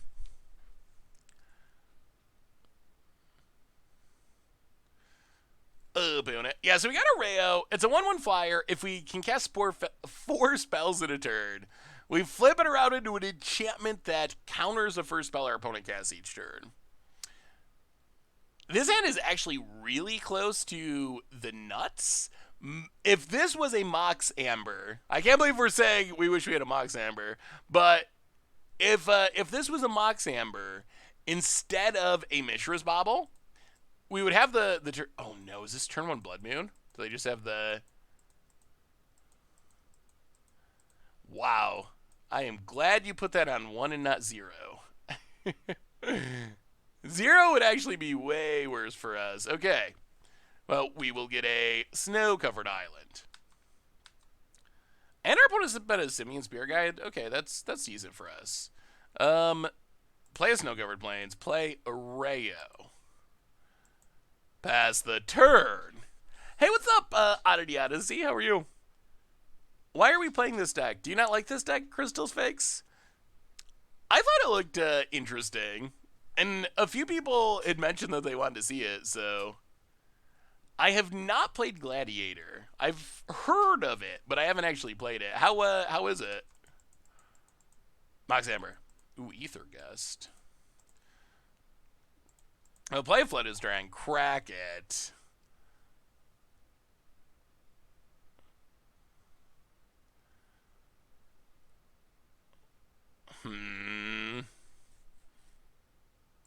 Alright, get a Godless Shrine tapped. Yeah, we'll just wait. We'll wait and leave up Ether Gust. Hit our opponent for 1. It's really great. There's a top tier Sultai Yarok deck. Ooh. So Gladiator, yeah. It's a how have you found getting matches? So I mostly play formats that are like supported in client just because it's easy to get a game on a moment's notice. That's the thing that I always wonder about with kind of like fringe fan created formats is just how much of a hassle is it to actually get a game when you want one? Really? Yeah, okay.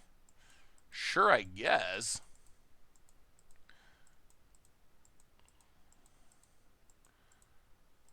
Opponent. Come on, Mox Amber. Mox Amber. For the flip.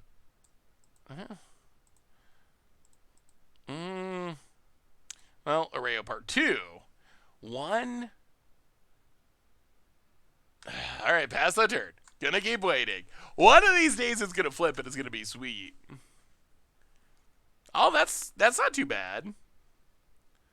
Oh, you just use the Discord for it? That's sweet. Well, by official support, I mean more like in-client support, where you can just like have a deck and click a button and play a game without any extra steps.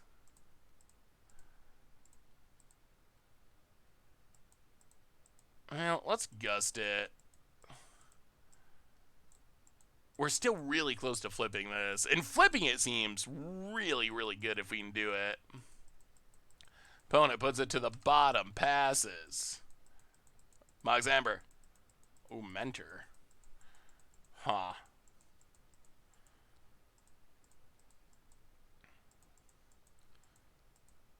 Oh, play Teferi. Next turn we're going to flip it. We're going to make this happen. I swear we're going to make it happen. Teferi, can we do it this turn? So that's 1, 2, 3. Oh, actually we can. All right. Bobble. Spell number 2. No, this isn't going to work. Well, I guess we get our repeal countered, but it still works. Pick up the Bobble. Replay the Bobble.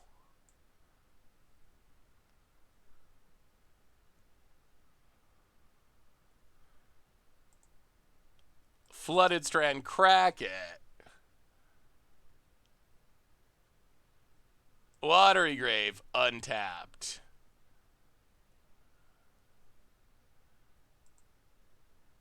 I guess that was unnecessary.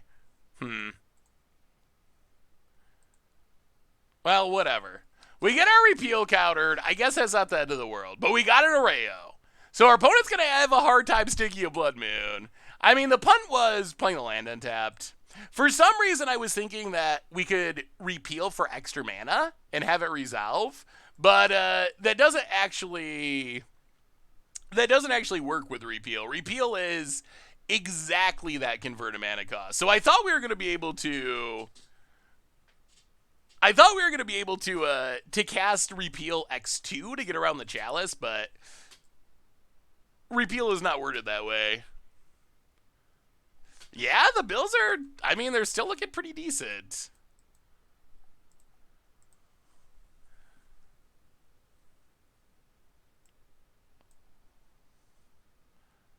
Well, we get to draw a card. I don't know if we want our opponent to reset this or not. Oh, there's our Mox Amber.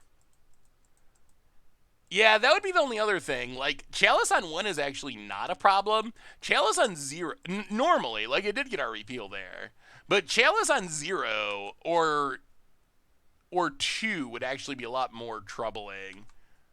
So I kind of don't want them to be able to reset this, because our opponent might actually figure out that it would be better on 0. Oh, Death Cloud is so sweet. I would be down with playing a Death Cloud deck at some point soon.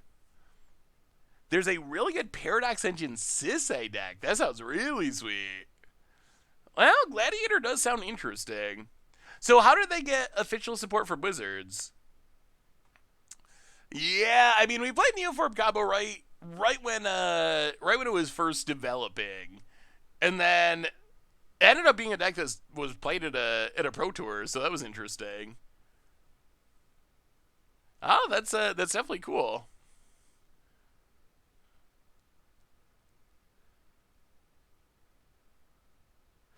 Gladiator is a. I mean, how different is Gladiator than Historic Brawl?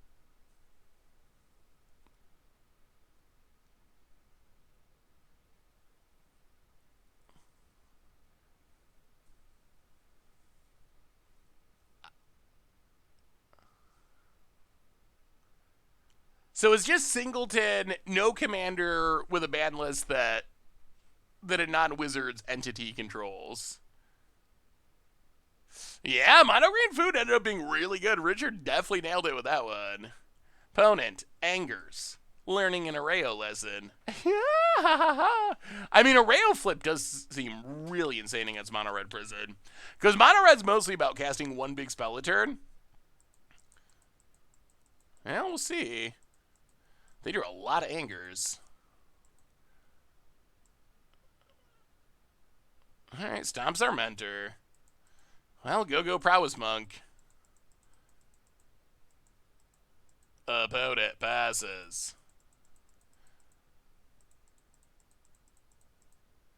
Tick up to Fairy. Play Polluted Delta. Hit ya for one. Only 17 more turns and we got him.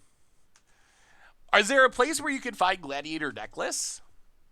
Also, hey, what's up, Devilfish? Is there a place where you can find Gladiator deck lists? Also, for the sake of everyone in chat, if someone wants to actually find a game of Gladiator, how do they do that? Like, someone said a Discord, but like, where specifically does someone go? Because you can't just jump into the Gladiator queue. So if someone thinks it sounds interesting and wants to try it, how do they actually find it? All right, get our swamp. So we're Blood Moon proof for the most part. All right, Ether Gust is good. Hit ya. We don't got a fast clock, but it might be a fast enough clock. Take up to Fairy. Pass the turn. Hey, thank you, Oddity. I'm doing well, Devilfish. How are you? We're grinding. We started off 0-2 with this deck, but we won the last one and we're good. We're in a good position. Although only with a monk token. We have a flipped Erayo though, and I don't think our opponent can beat it. Getting your first Pelly's shirt counter is so an opponent agrees they cannot beat it, scoops it up. Know your combos, was that a one-time thing? So my intention was to have know your combos be a series, and I think it still might be, but I've just been doing other things. So I think there's probably still going to be more. I actually had one that I partly recorded for Neobrand combo. This was a while ago, so I think there's going to be more of them, but I don't know when the next one will be. Good finisher for Deathcloud. Probably the best Deathcloud finishers are Planeswalkers, because they don't get got by Deathcloud. So I know, like, old school original Garruk Wildspeaker is a pretty good option. I was going to say Nissa. Nissa might be fine, but you probably don't want to turn on the lands just to double your mana, though it's sweet. Various Lilianas. But basically, any Planeswalkers are really good with Deathcloud because you don't have to sacrifice them. Ooh, Master Spy, you like the Canonist plan, eh? I don't know. I think Canonist would be fun for like full on meme mode. I actually think Canonist is bad in the deck, but I think it's funny that you can hardlock people. So that's why we're playing it, is because I actually think it actively makes the deck worse, but I like the idea of hardlocking people. So we're playing it more for the memes than the dreams. But I could see like a deck that has a lot of them. The issue that we talked about early is you can't really just run out Canonist. Like, Canonist you really can only cast after you've already flipped an Erayo. If you cast it before Erayo, then you pretty much shut down the possibility of ever Erayoing. If we had black mana, this end would be really good. As it is, I think we mulligan. Well, okay. So good news is we have 2 basic lands. Bad news is none of them are blue. So, and blue is our most important color. So Blood Moon could still get us. Was playing Mono Black Death Cloud. Been brainstorming build for a while now. Ooh, Mono Black. What are you using to wrap into Death Cloud? Like Mind Stones and so forth? Because Death Cloud does need a reasonably big amount of mana to really be effective. Okay. Okay, that is not what I was worried about. I was afraid they were going to turn 1 Blood Munas, but... Turn 1 Eidolon this weekend. This I think we can handle. Hopefully. Tap land go.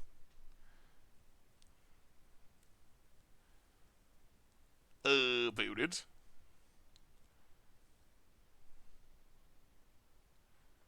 Yeah, that makes sense. I mean, in Mono Black, more Babblefish? Ah, yeah, we haven't had any Babblefish in a long time. Mono Black, what would the best finisher be? Still probably a Planeswalker. What would be the best Mono Black Planeswalker finisher for a Death Cloud deck? Liliana's probably decent. Opponent. Oh, no. Are we going to get Blood Moon 2? Oh, that would be very unfortunate. Okay, another idol. Well, I mean, 2 Eidolons could actually beat us. Awkwardly. Why did they... Oh, they had a ritual to make the red mana? So funny. All right.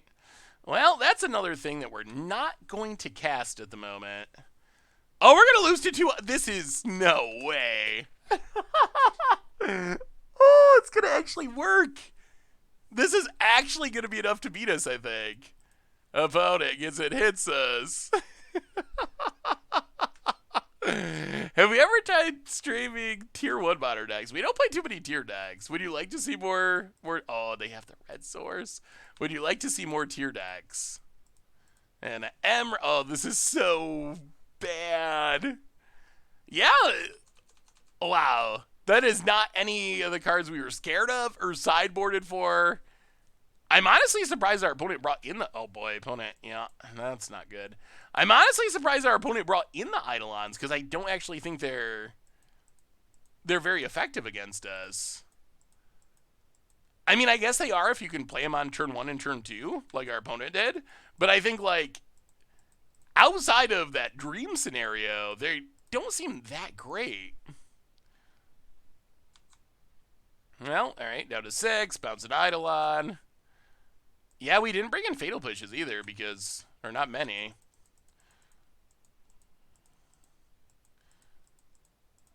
Well, play Teferi. Bounce an Eidolon. Play a Bobble. Play a Bobble.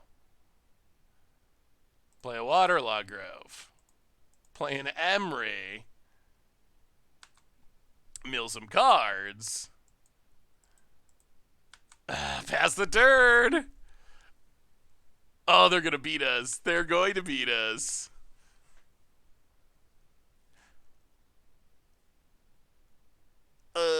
About it.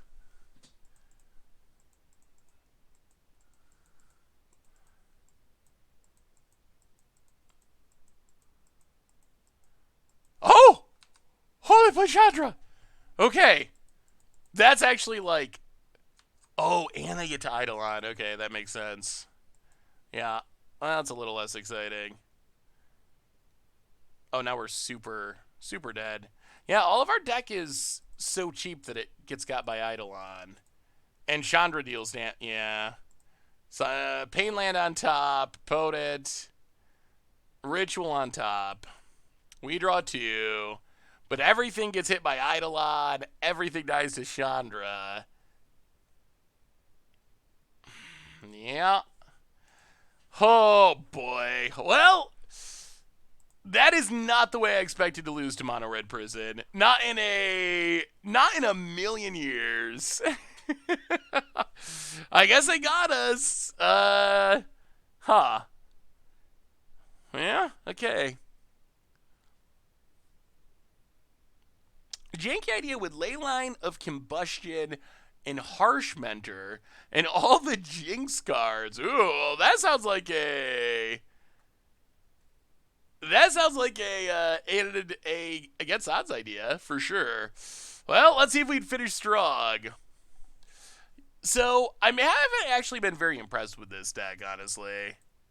Well, okay, we got the Canonist.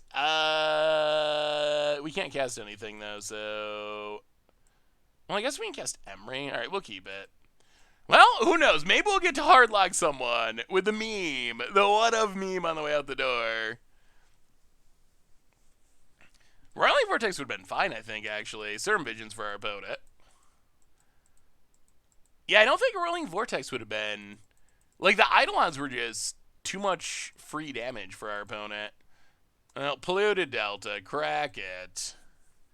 Get a Watery Grave. Untapped. Mox Amber. Mishra's Bauble. Emery. Mill some cards. Well, you got an Erayo if we find an Unearth. Pass the turn. Or maybe they're playing Ad Nauseam. If they're playing Ad Nauseam, then Ethersworn Canonist is just hilariously effective. Oh, interesting. Find the deck to have really good and really bad matchups. What would be the really good matchups for the deck? Are there any that stick out as being especially good? What is our opponent doing? Well, Flooded Strand, Crag Flooded Strand. Snow-covered plains. What is our opponent playing? Is it just Ad Nauseam? They can't kill us this turn though, right? Aren't we better off getting a clock going?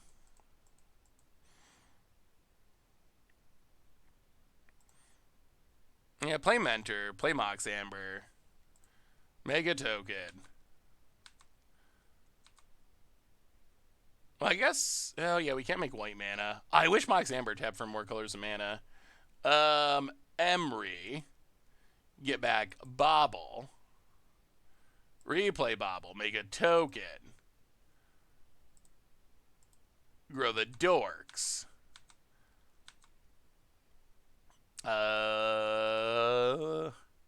Yeah, let's Emery. They don't really play removal. Keep the new one. Mill some cards.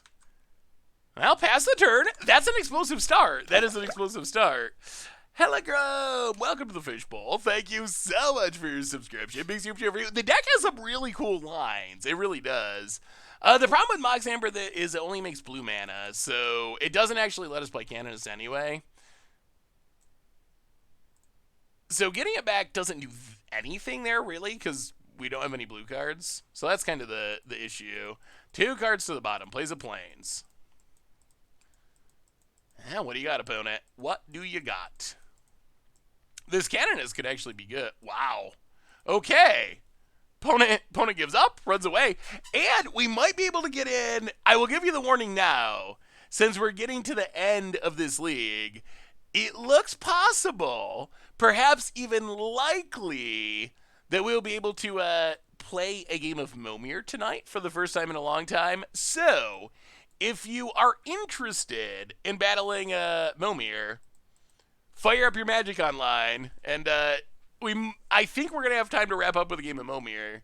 Hey, what's up, Grateful Dead? How are you?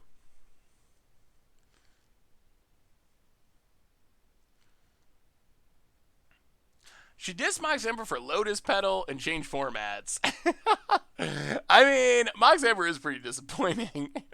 Every time I play it, I come away disappointed. Although I am thrilled that our meme Ethersworn Cannon is actually probably the card we want to draw most, oddly, in this matchup. Like, funnily enough, this is Ethersworn Canon's time to shine.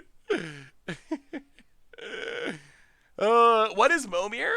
Momir is a super random format, and it's traditionally, so before Arena, it was kind of our fan battle format for when we finished a league before the stream would end. We would just do a Momir game, but because we've been playing more Arena and they don't have Momir, that hasn't happened as much.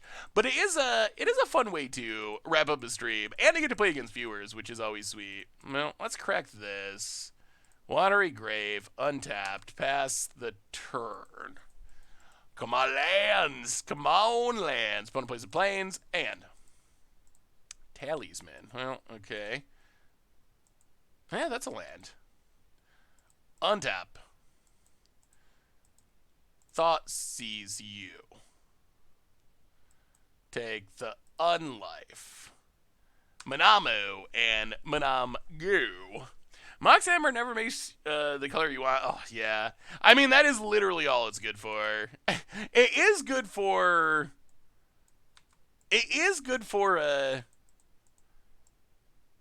for flipping Erayo.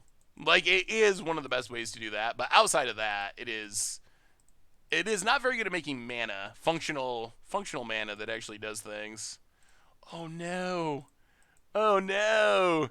We actually have the Canonist, but we have all the 3-drops and no white mana.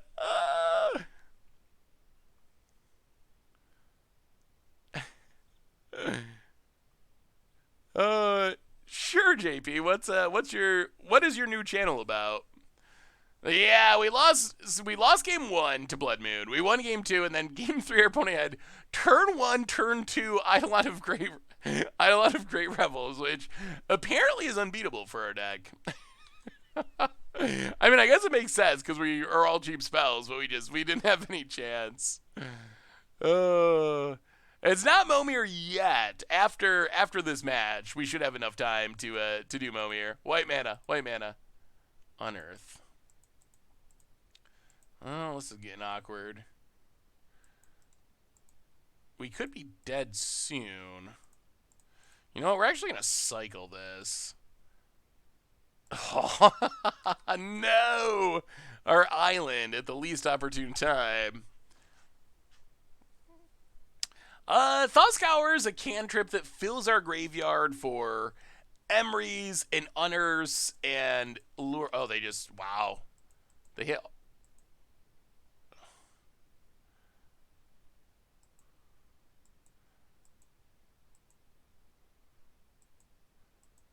Oh, I see. Yeah. They found the spoils of the vault. They have the oracle, and we needed the mana. Our mana failed us brutally. All right, last game, last chance.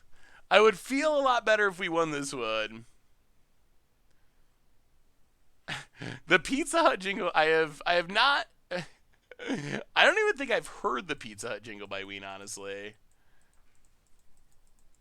This is a very fair hand. No interaction. We're gonna mulligan. Well, okay. I guess turn 1 Emry's something. Is it enough of something? That remains to be seen, but... what do you think about building Omno Red Blitz versus Blue Black Blitz? Or Mono Red Blitz versus Blue Black Blitz. Wait, what's Blue Black Blitz? I don't know if I'm familiar with Blue Black. Like, what would Blue Black Blitz look like? Well, alright, that's what we got. It's an Emry. Helichrome. All right, Helichrome. Hang on. I'm gonna leave that up for after we finish our. After we finish this game, we mill no artifacts. Well, let's crack this. Opponent's drawing a land. We draw Ethersworn Canonist, and it saves the day and is the hero of our league. Now you're good, Helichrome. I'm glad to know someone's online to play with. You never know. Sometimes it's hard to find a Momir opponent. Darksley Shores. Opponent passes. Oh dear. Emery Tribal. That's not ideal. I'll play another Emery. Mill a whole bunch of lands that we actually kind of wanted to draw. Flooded Strand. Crack it. Get a Watery Grave.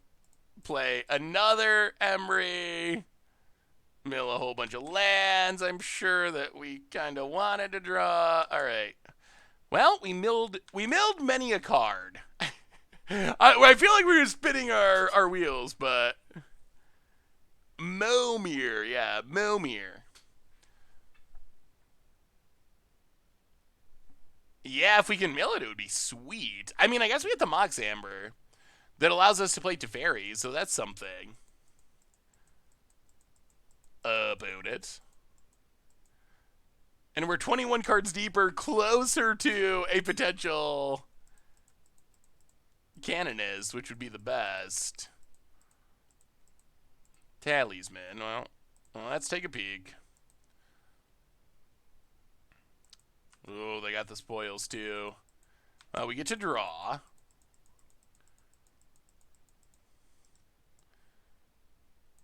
Play Mox Amber. Play Teferi.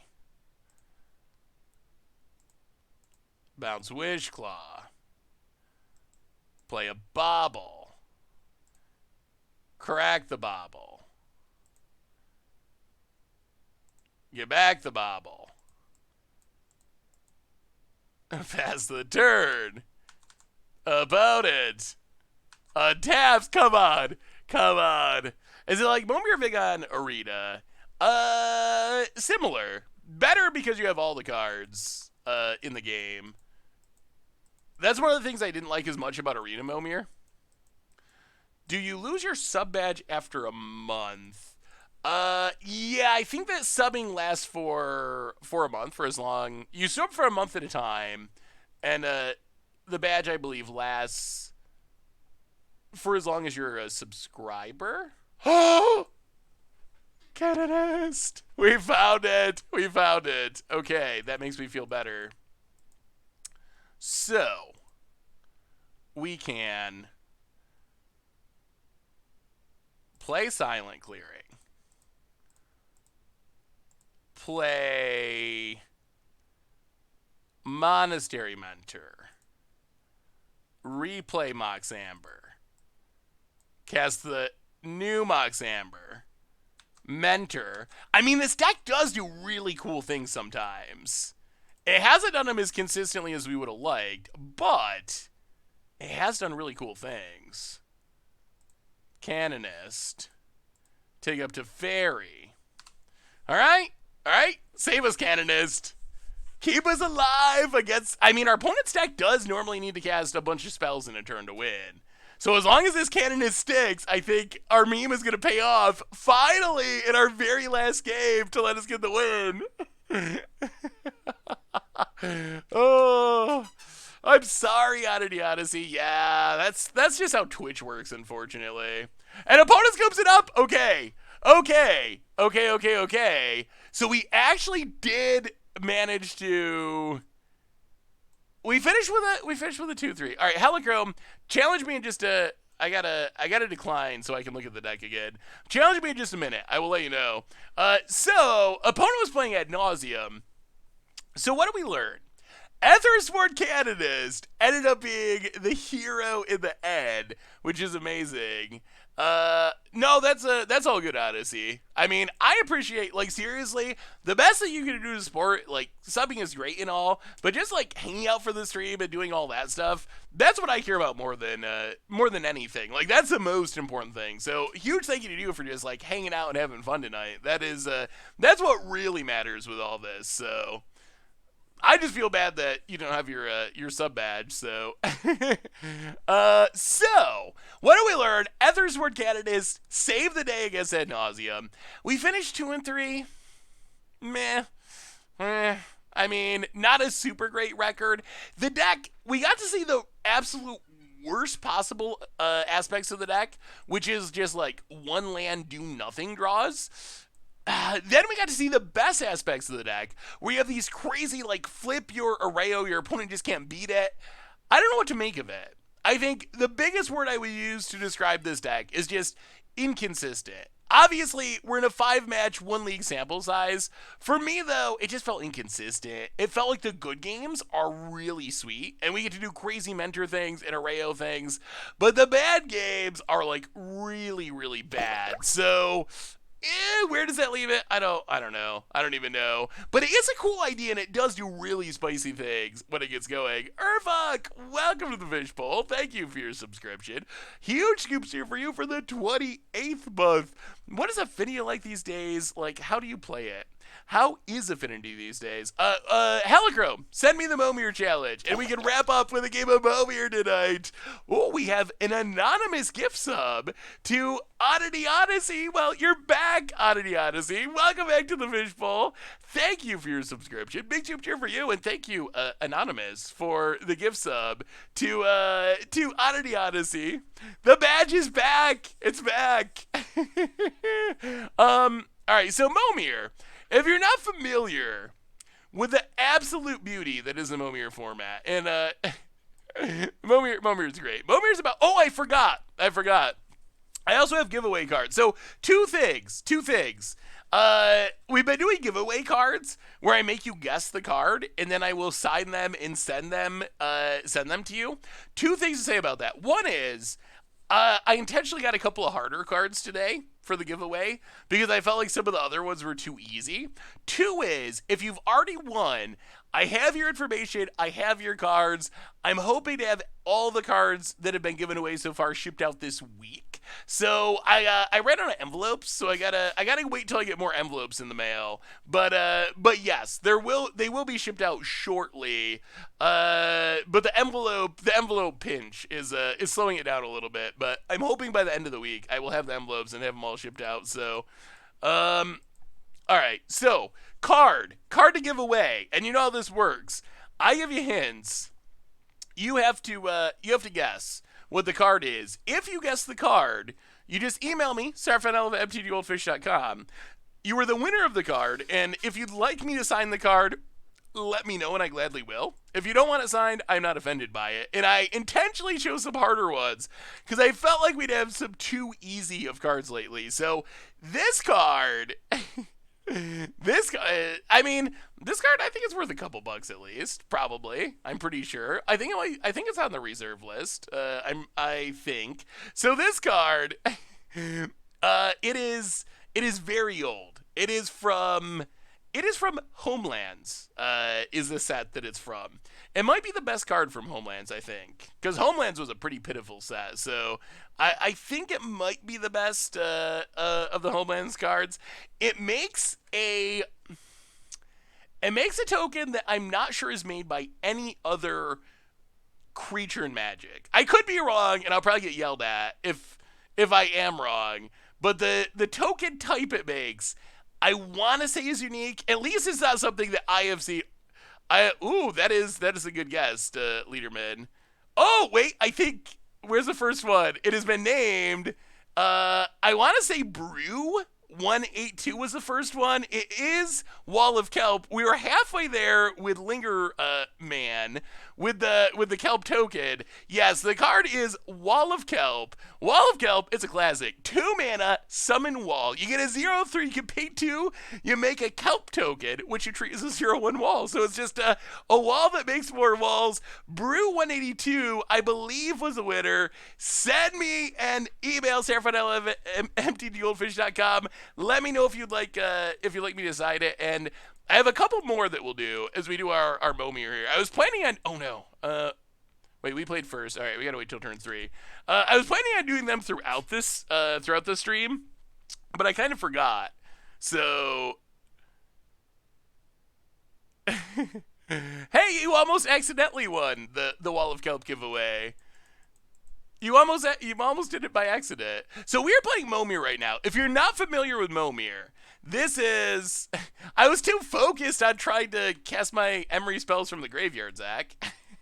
That takes all of my limited brain power. As we saw, because sometimes I fail. Sometimes I failed at it, even after activating the Emery. So if you've never played Momir, here's how Momir works. All the decks are all basic lands. You get this Momir avatar. The Momir avatar increases your starting life total to 24, and once he's short, you can pay X, discard one of your lands, and you get a random creature of X converted mana cost. For example, our opponent Helicrobe paid 3, they discarded a mountain. That means out of all the 3-drop creatures in the entire history of Magic, our opponent's going to get one of them, and they are rewarded with a Calming Listen. Listens are one of the weirdest cycles. Those cards are so weird. They might not look that weird, and they're supposed to be like kind of intuitive, like, oh, it just becomes an aura, and then it's a pacifism essentially, or like a bad pacifism. But it's actually, there's so many weird rulings on these cards. And that is a big part of why I love Momir, honestly. It's just you get to see these cards that you never see anyplace else. Like, that is most of why I love it. Is it, where else are you going to see a Calming Listen? Nowhere, ever. Where else are you going to see a Chiller Pillar? Chat, I know we've talked about this before. What do you think about the funny names from Wizards? Like, are these... When you hear Chillapillar, does it make you grimace or does it make you laugh? Like, do you like the, I mean, it's a snow caterpillar. It's the chiller pillar. Like, yeah, I guess if Modern Horizons dress makes a comeback. Shark to Crab. Wizards has been going more and more. At first, Baird is actually kind of good, having taxing our attacks. At first, I didn't really like it, but now I kind of don't care at this point. I kind of just laugh at it now. Like, it's just the direction Magic's is going, and I think I don't know. If it brings new players in and stuff, it's probably worth it. Rock's Bodyguard, 3 life gain, and Exalted. Unfortunately, we can't really attack because of Baird, which is going to be an issue, but Sir Pops a lot. We're wrapping up with a game of Momir against a viewer today. Tiny Bones isn't even... I like Tiny Bones. That one doesn't even strike me as a meme, in the same level as, like, Shark to Crab or Chiller Pillar. Chiller Pillar. And you know that there's someone at Wizards, I don't know who it is, but there's someone who their job is to sit in an office all day and think of things like Chiller Pillar and Shark to Crab. Crib's gonna install his new GPU. Odyssey breaks his computer. Probably pretty hot. What does this do? Each player votes for an artifact creature champion to grow. Yeah, that doesn't do anything. Probably pretty decent. I'm really scared about adding the new hard drive to my computer because I'm very afraid. Oh no, Drifting Jin is not a bad creature because it's a big flyer, but it is going to sacrifice itself here for no good reason. Sharknado, I will say, I like the meme. I like the meme names. I'm fine with those. Like the meme names like Chillapillar, Shark to Crab, whatever. That's fine. Tiny Mode, sure, that's great. I still think that referencing of all the things to reference, Sharknado, like really? That's not even like a classic. Like at least with Innistrad, it's like classic horror tropes or whatever. But like Sharknado's like a made to be B movie that like I don't know why would it's classic in a cheesy way. Yeah, I mean I guess that's true. But isn't it like made to be classic in a cheesy way? I don't know. I have a hard time with like if you're a cult film or something because you just ended up there, like an Ed Wood movie or something, like because you're just really that bad at making movies. Then you deserve it. Then okay, like that works. But if you're trying to set out to make something that's like intentionally bad to be a B film, like does that work? Yeah, I don't know. I don't. It doesn't work for me that much. Like I don't like it when it's intentionally made to be like that. I think that takes away from it. When it naturally happens and someone just like accidentally makes a horrible movie and people end up liking it because it's horrible, then I'm fine with it. But oh,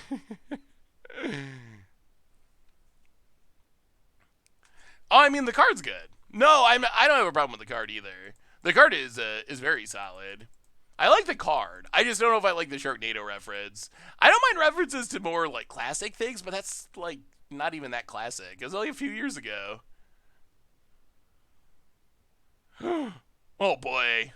Ooh. There are many 8-drops you really want to hit in Momir. Dennis into the Deep is pretty low on the list of 8-drops you want to hit. We need a Shark to Crab masterpiece. We need meme masterpieces. Shark to Crab, Chillapillar. Oh, did you see him say the Walking Dead cards were the best-selling Secret Lair of all time? Let me ask you, Jet, did you buy Walking Dead Secret Lair? And this is not... there's nothing wrong with buying Walking Dead Secret Lair. I made that clear at the time on Twitter that, like, you should not be telling people they can't buy these cards. Like, if you don't like them, boycott them, but you can't really tell other people not to do it. I'm actually curious because you bought all of them, Zach? I guess that's a good strategy. I'm curious because it was a best-selling Secret Lair drop, so I was very curious whether how much of that came from the Magic community and how much of it came from the Walking Dead community, because Wizards also mentioned that it was the best-selling product or Secret Lair or something or Sea Creature Tribal for players who had never bought a Magic product before. So I was actually curious, was it a case where we all freaked out but then we all just bought it anyway and it's the best-selling Secret Lair drop of all time? Or is it a case where, hey, Night Archburglar Lord, see you Thursday? Or is it a case where they just sold 1 billion copies to Walking Dead fans? Yeah, I really don't know. I mean, I imagine there were some people who didn't like the idea of it, but then because they were unique cards that are legal for tournament play, felt like they had to have access to them, that is understandable. What sea creature can we get this turn? We're dying very quickly. We need Bounce Kraken. We need Bounce Kraken to complete Sea Creature Tron. Where's our quest for Ula's Temple? Oh, well, that actually buys us at least a turn.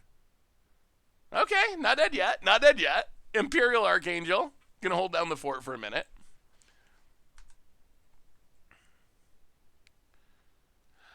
Wizard said it was best for the first-time Secret Lair purchases, even among existing Magic players. Okay, that makes sense. I meant Blue-Red Blitz or Mono-Red Blitz. I would probably go with... Ooh. Yeah, that's a good one. I didn't know they had masterpieces in Momir. I would probably go with Mono Red. I don't know.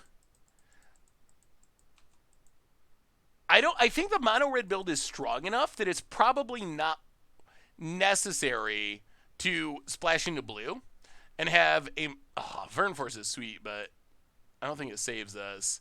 I don't think it's necessary to splash into blue. I will say Wizards normally does a great job with promos. Like masterpiece cards, showcase cards. I've been incredibly impressed with Wizards' ability to make almost all of them look cool. If I was to rank all of the promo and special cards printed over the last several years, by far the ugliest and the worst that I wish did not exist are the Amonkhet invocations. I absolutely. You can read them on here. You can see they actually replaced it with readable text, but I actually hate this printing. Like I think they are the worst, which is a shame because, like I said, Wizards has been just nailing it with showcase cards and things like that. But boy, I'm a gamification. So ugly, so ugly.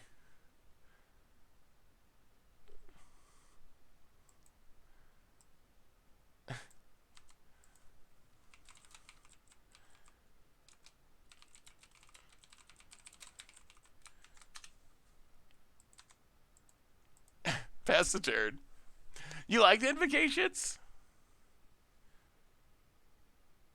Why can they made them readable on Moto. They changed it. They changed the font so you can actually read them.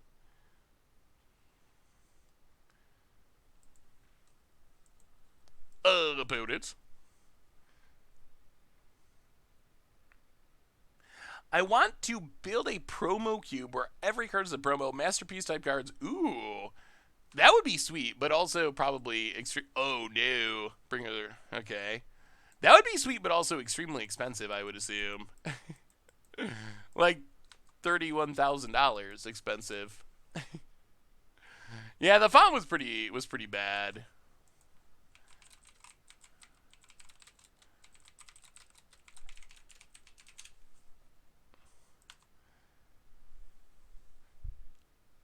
And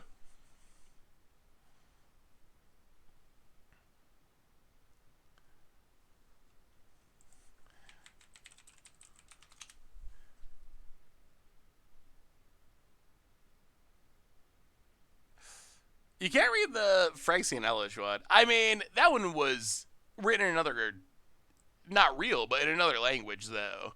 Like, the invocations were in English. They just chose a font that was, like, so unreadable.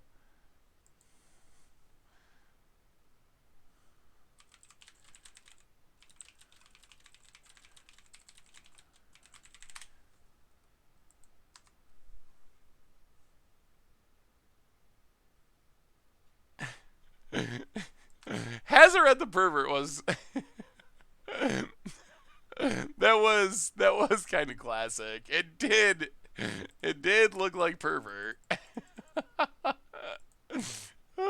Wizards. Ooh. All right. I mean that's some damages. Down to 12. This Baird is keeping us from attacking. We might have to start making like I don't even know. We can't attack very well anyway.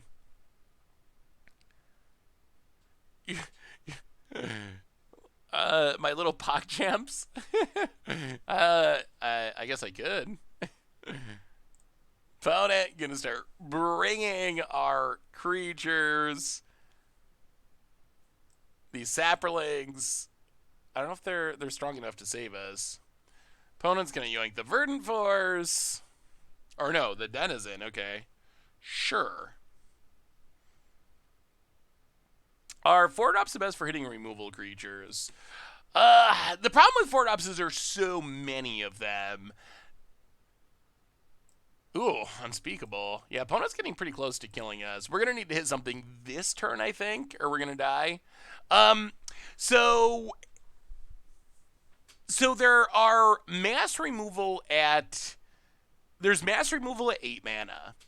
There is Platinum Angel at 7 mana. There is random removal scattered between 4 and 6 mana, but it's very hard to count on hitting because there are so many 4, especially 4 drops, but also 5 and 6 drops compared to higher drops There's just so many in existence. Well, alright. Pass the turn.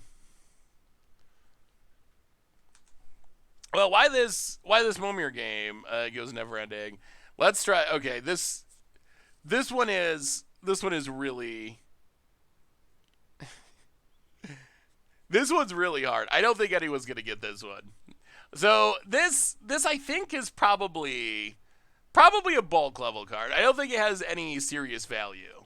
So next giveaway card. It is not a Feldigriff, Zach, although that is a good guess. Okay, so this is a card. The printing is from 4th edition. Although I believe that it existed previous to that.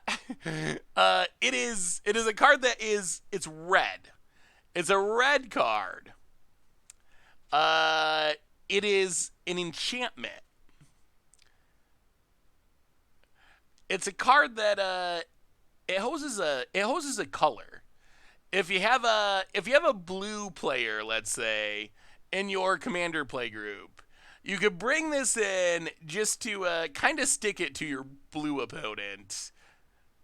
Much jankier. Oh, we got it. Oh, and it was Zelda Zach mod. I don't know if our mod's eligible. You are correct though, Zach. It is Magnetic Mountain, 3 mana enchantment from 4th edition. Blue creatures do not untap during their controller's untap phase. During his or her upkeep, a player may pay an additional 4 to untap a blue creature that he or she controls. So basically, all blue creatures don't untap. You can pay 4 in your upkeep to untap one of them if you would like to. Zach, if you'd like a signed... Send it to the site. I mean, I was actually just kidding. I'm more than fine with sending it to you.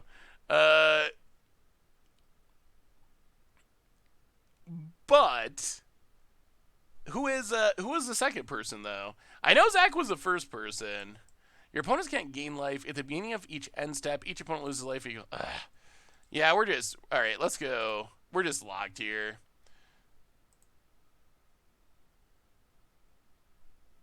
So who are we declaring the winner? I mean, it's not side, but it could be side. All right, Sniper. Zach. Zach is not going to take the card due to his mod status. Although Zach, I do very much appreciate everything you do.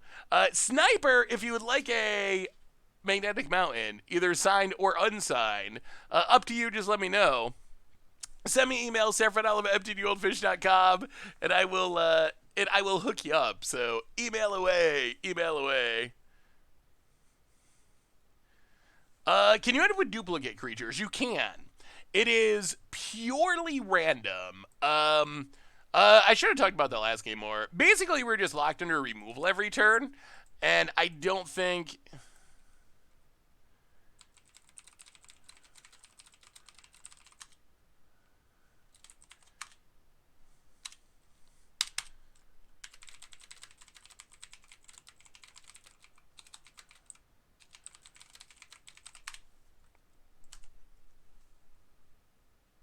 Yeah, so you can hit phages. You can hit multiples of the same creatures. It is solely random. Any 2-drop that exists on Magic Online could show up here. B-Tags, welcome to the Fishbowl. Thank you so much for your subscription. Big soup cheer for you. Thank you. Oh, we just started our forest. For Skin Shifter. Skin Shifter was hyped when it was spoiled. It didn't actually end up being good, but it was hyped. People were excited for Skin Shifter. And it looks so quaint compared to cards we have today. Like, what? This was 2012, so we're almost 10 years in the future. 2-drop, 1/1, pay a green. It can become a 4/4 trample.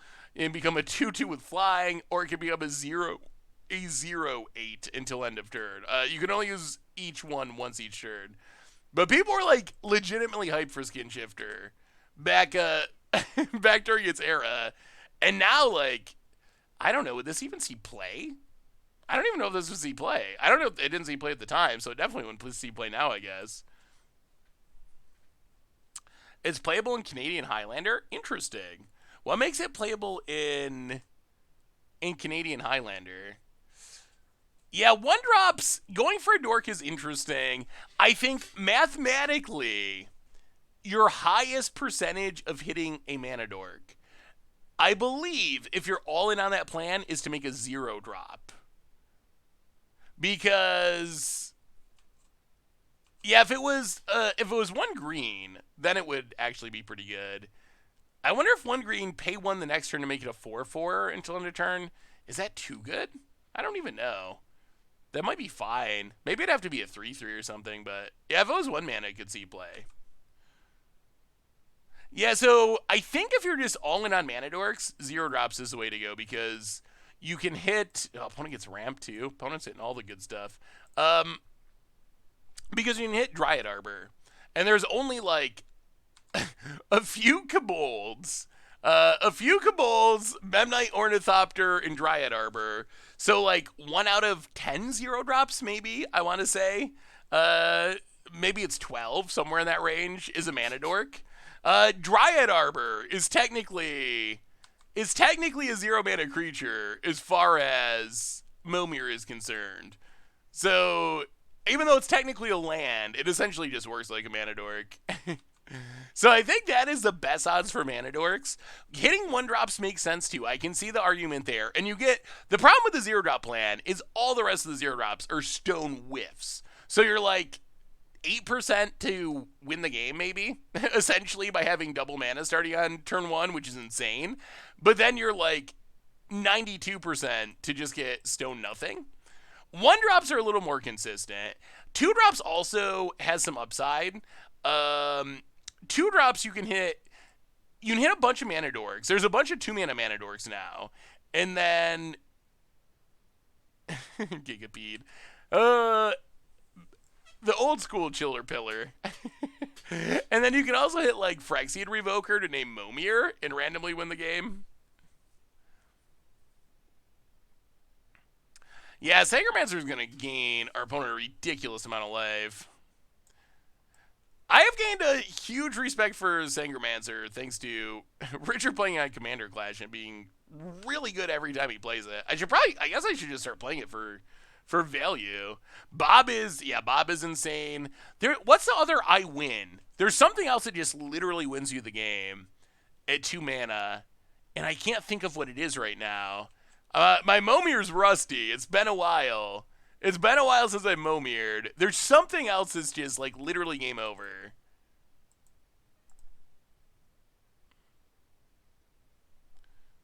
My commander for this week's episode is finally one people... Ooh. Oh, non-black? Well, I guess we can kill the flyer. It's fine.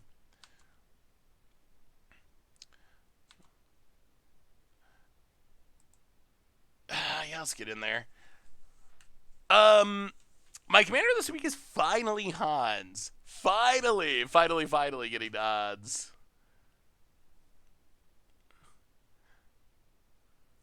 Containment Priest is non-tokens. Maybe I'm misremembering. Yeah, if it says non-token, it doesn't work. Oh, is there... Oh, is it like Dogged Hunter? Well, let me look up Dogged Hunter. Oh, I guess that's 3 mana. Dogged Hunter is 3 mana tap, destroy target creature token, which essentially just locks your opponent from the turn it comes down. I don't think that's what I was thinking of, though. Crafty Cuppers only works for 1 turn, though. If that was a static ability, yeah, that... Oh, no. Locust God? Oh, my goodness. Oh, Helicrobe is getting all the good... We need something really good. Platinum Angel. Or Phage. We've never Phaged ever once. I would take the Phage death here. Come on.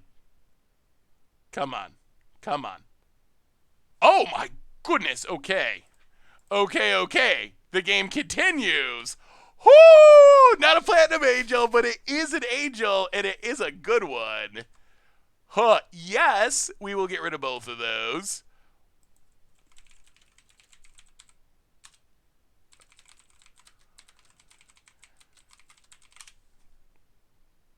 Yeah, let's go beatdowns. Okay, the tide is turned.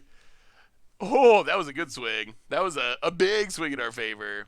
I'm playing Hans for the Commander Clash that goes up on Friday, actually. So yes. I already got a chance to play Hans. Was once so far, and it's going to be coming for this week's episode. I mean, I'm not on camera for the game, so no. Although I am planning 5 damage to target attacking or blocking creature with flying. No, that was our plan for actually killing our opponent. Venom spell Brachus. Yup. We're just wrapping up with a game of Momir, so our deck is actually all basic lands at the moment. We're really good at hitting Verdant Forces tonight, for some reason. Well, get in with the Flyers. While this Brachus is not killing us.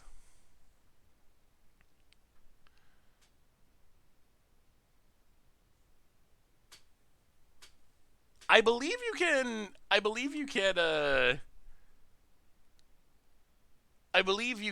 revoke her the Momir emblem.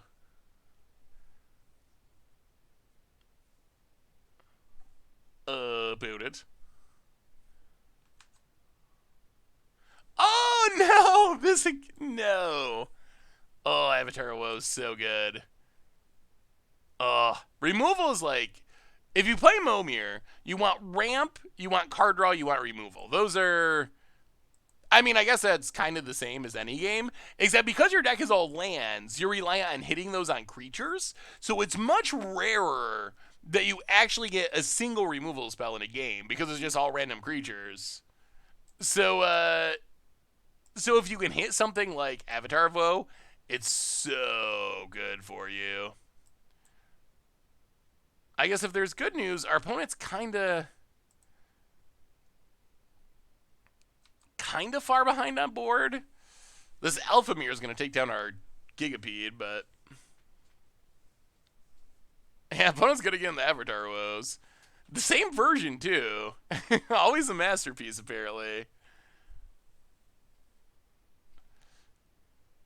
Whenever a creature dealt damage by Axelrod Gunnarsson, this turn dies, you can gain a life, and it deals 1 damage to target player or planeswalker. Yeah, one of the forgotten uncommon legends. Has anyone ever built an Axelrod deck for Commander? I mean, the problem is Axelrod is straight as an arrow. A lot of the... Oh, yes, so much mana. A lot of the old legends... Boy, if I don't see all the weird removal stuff, they just don't do anything interesting is kind of the issue. They're, like, very close to vanilla. So, like, how do you build a deck around this? I guess you'd be, like, giant tribal and play off the creature type. But, that is, I think, the challenge with some of the old legends. Ooh, Flying Haste. Big enough to get through this. Venom Cell Brachus. Okay. What happens if we swing with literally everything? Swing. They hit our... Wait, oh, is that just... Oh, that gets the block. So swing... You know what? I think we... You know what? Math. Who's math for? Not us. I don't know. Do we win? We might win. Something happens. We could have calculated it, but we're not the blockers, so we don't have to.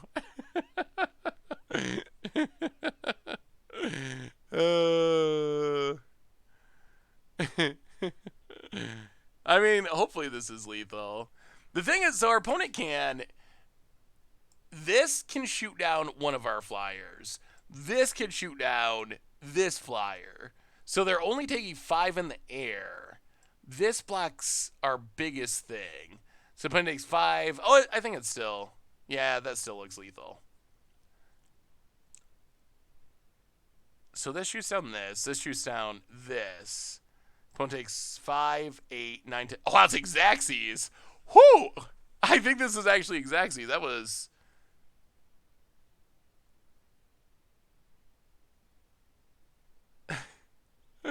a lot closer than I thought it was gonna be.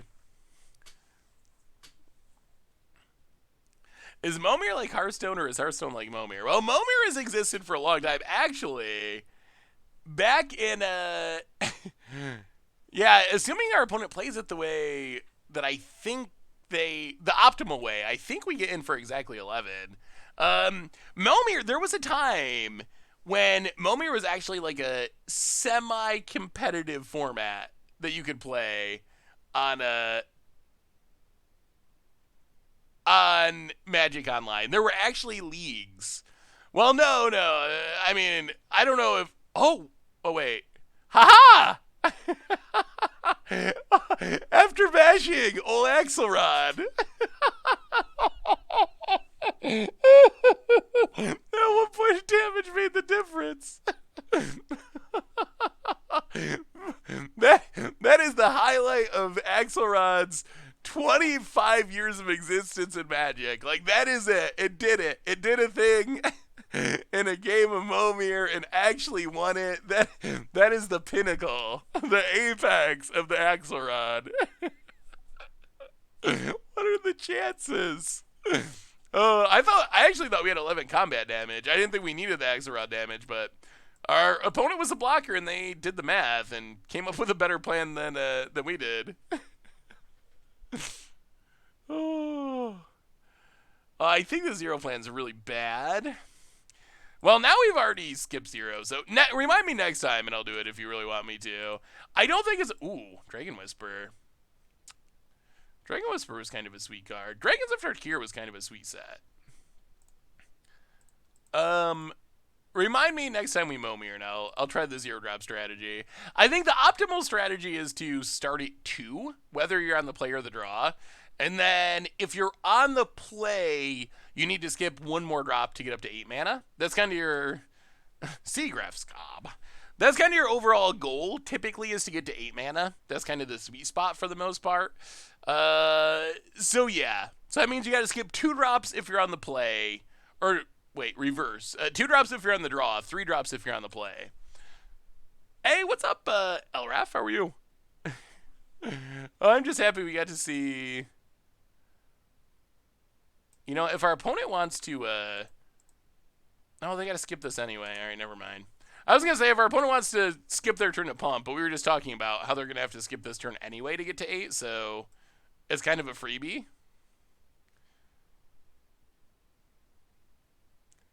Oh, boy. Oh, this is actually... This activated ability might actually be worth doing. The activated ability might be worth it. 6 mana for a 4/4. A 4/4 flyer might be better than a random 6 drop. Hedge Mage.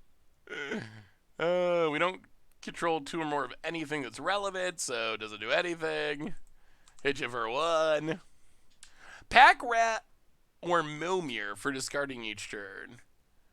Ooh. Wait, Pack Rat or Momir? Do you actually have the... Do you actually have the ability to... Like this Momir? I don't think you can just play this Momir in a deck, though. At the beginning of your upkeep, remove a +1/+1 counter from each creature you control. I wonder if it would be interesting. You'd have to have all basic lands, I guess, to meet the requirement. I guess it doesn't actually say it on the card, does it? Well, it's not a tournament legal card. Yeah, let's make it 4. Vashino Runner. What are Vashinos? Like lizard people? Is that where the conspiracy theory comes from? My blood is howling. Can you howl for him? My boy is howling. Can you howl for him too? About it. Gets a... Oh, Drew Tucker art. I don't know why I like Drew Tucker art so much. It's just like, it's different. different than most of the art of its era. Swamp Walk is actually a thing, so this gets to hit us for 3 a turn. I'm interested to see if this Dragon Whisper is just going to go token mode. At this point, it seems like a 4/4 flyer each turn beats us. 2, 4, and there isn't a... okay. Well, that makes things better. Colligan's good. Well, that beats a 4/4 flyer, so that's decent. You sent your $31,000 check to Card Kingdom? Oh, alright. Well, you will be receiving one of each 2020 Magic the Gathering card shortly. Yeah, Colgan's decent here. Now it's probably better to make 6 drops since we have a 4/5. Proliferates, okay. Yep. I mean, that does block all of our ground stuff.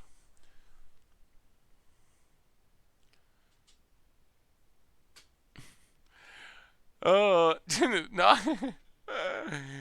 I mean, I don't believe in lizard people. It blows my mind that anyone could believe that. Like, it kind of fascinates me because what kind of, like, how?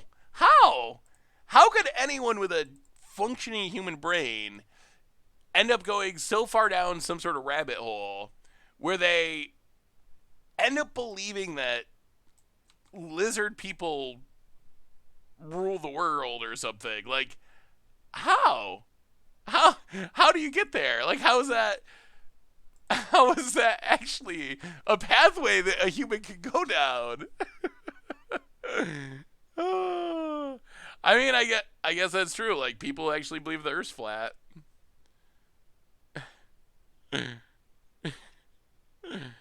I mean, at least I can, like, kind of see how, with a certain mindset and worldview, I guess, like, so if you're just like, I only believe exactly what I can see with my eyes, and you look out your window, the Earth doesn't look round to you. So to me, like, that's not as much of a like, obviously it's not true, and you got to be fairly deluded to actually end up there. But to me, like, I could see how someone could end up thinking the Earth is flat.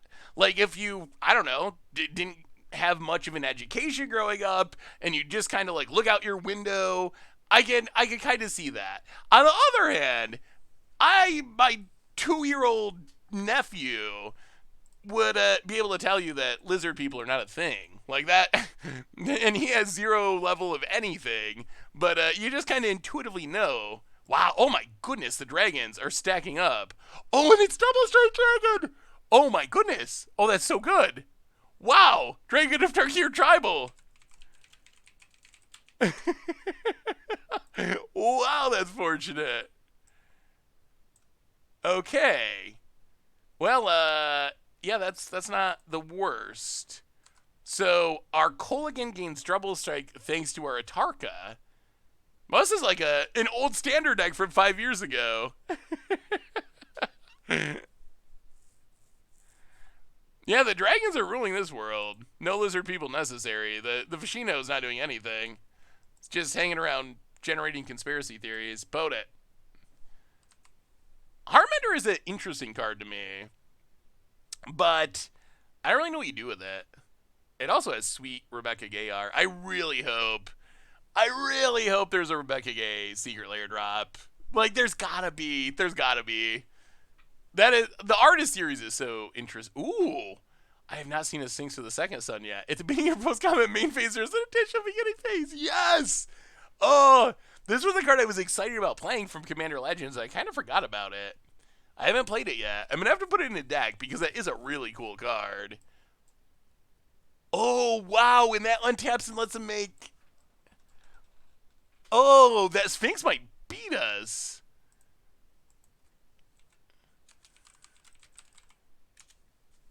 Actually, we got the GGs, so maybe it won't beat us. Well.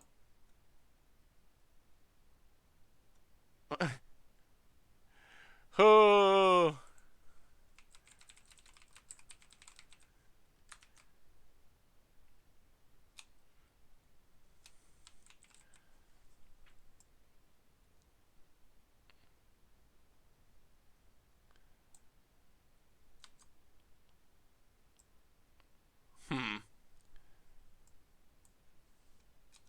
Do we actually have this?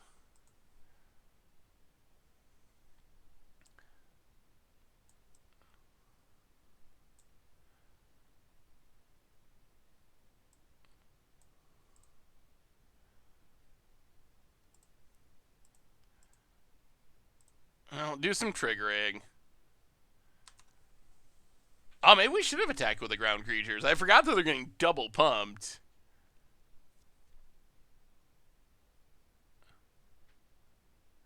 Dragon. Was this a trap? Was this a next level trap by our opponent? I mean, I guess the thing is they have to double chump.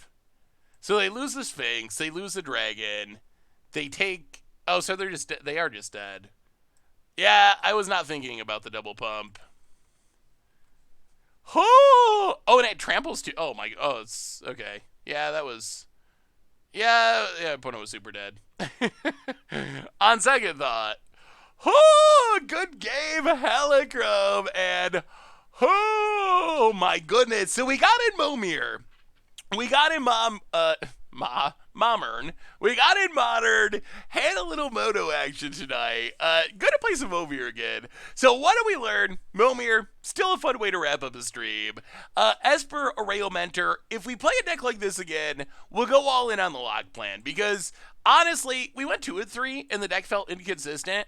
Could adding in a bunch more Ethersworn Canoness and making the deck even more consistent, but adding a hard lock, could that actually make it meaningfully worse? Probably not. Like, it was already inconsistent. So we might as well just, like, go full-on hard lock meme mode. So if we play the deck again, it'll be full-on hard lock meme mode.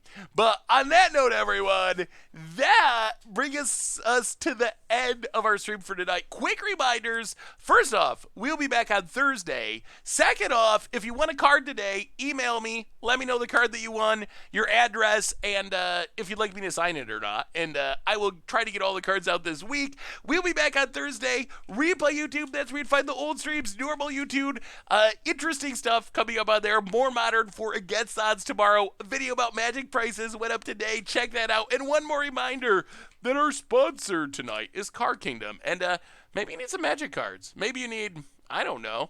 I'm going to pick a random number like 31,804 worth of Magic cards. Well, you know where you could get those. And get them over at cardkingdom.com. Even get a free Scoop Soldier sticker. So thank you to Card Kingdom for that. Most importantly, thank you to all of you. Seriously, everyone. Thanks for hanging out for Momir. Thanks for hanging out for Modern. Y'all are amazing and awesome. And I love each and every one of you. Have a great Tuesday night, a great Wednesday morning. And I will see you on Thursday for some more streaming fun. So until then, have a great night. And yeah, I'll talk to you soon.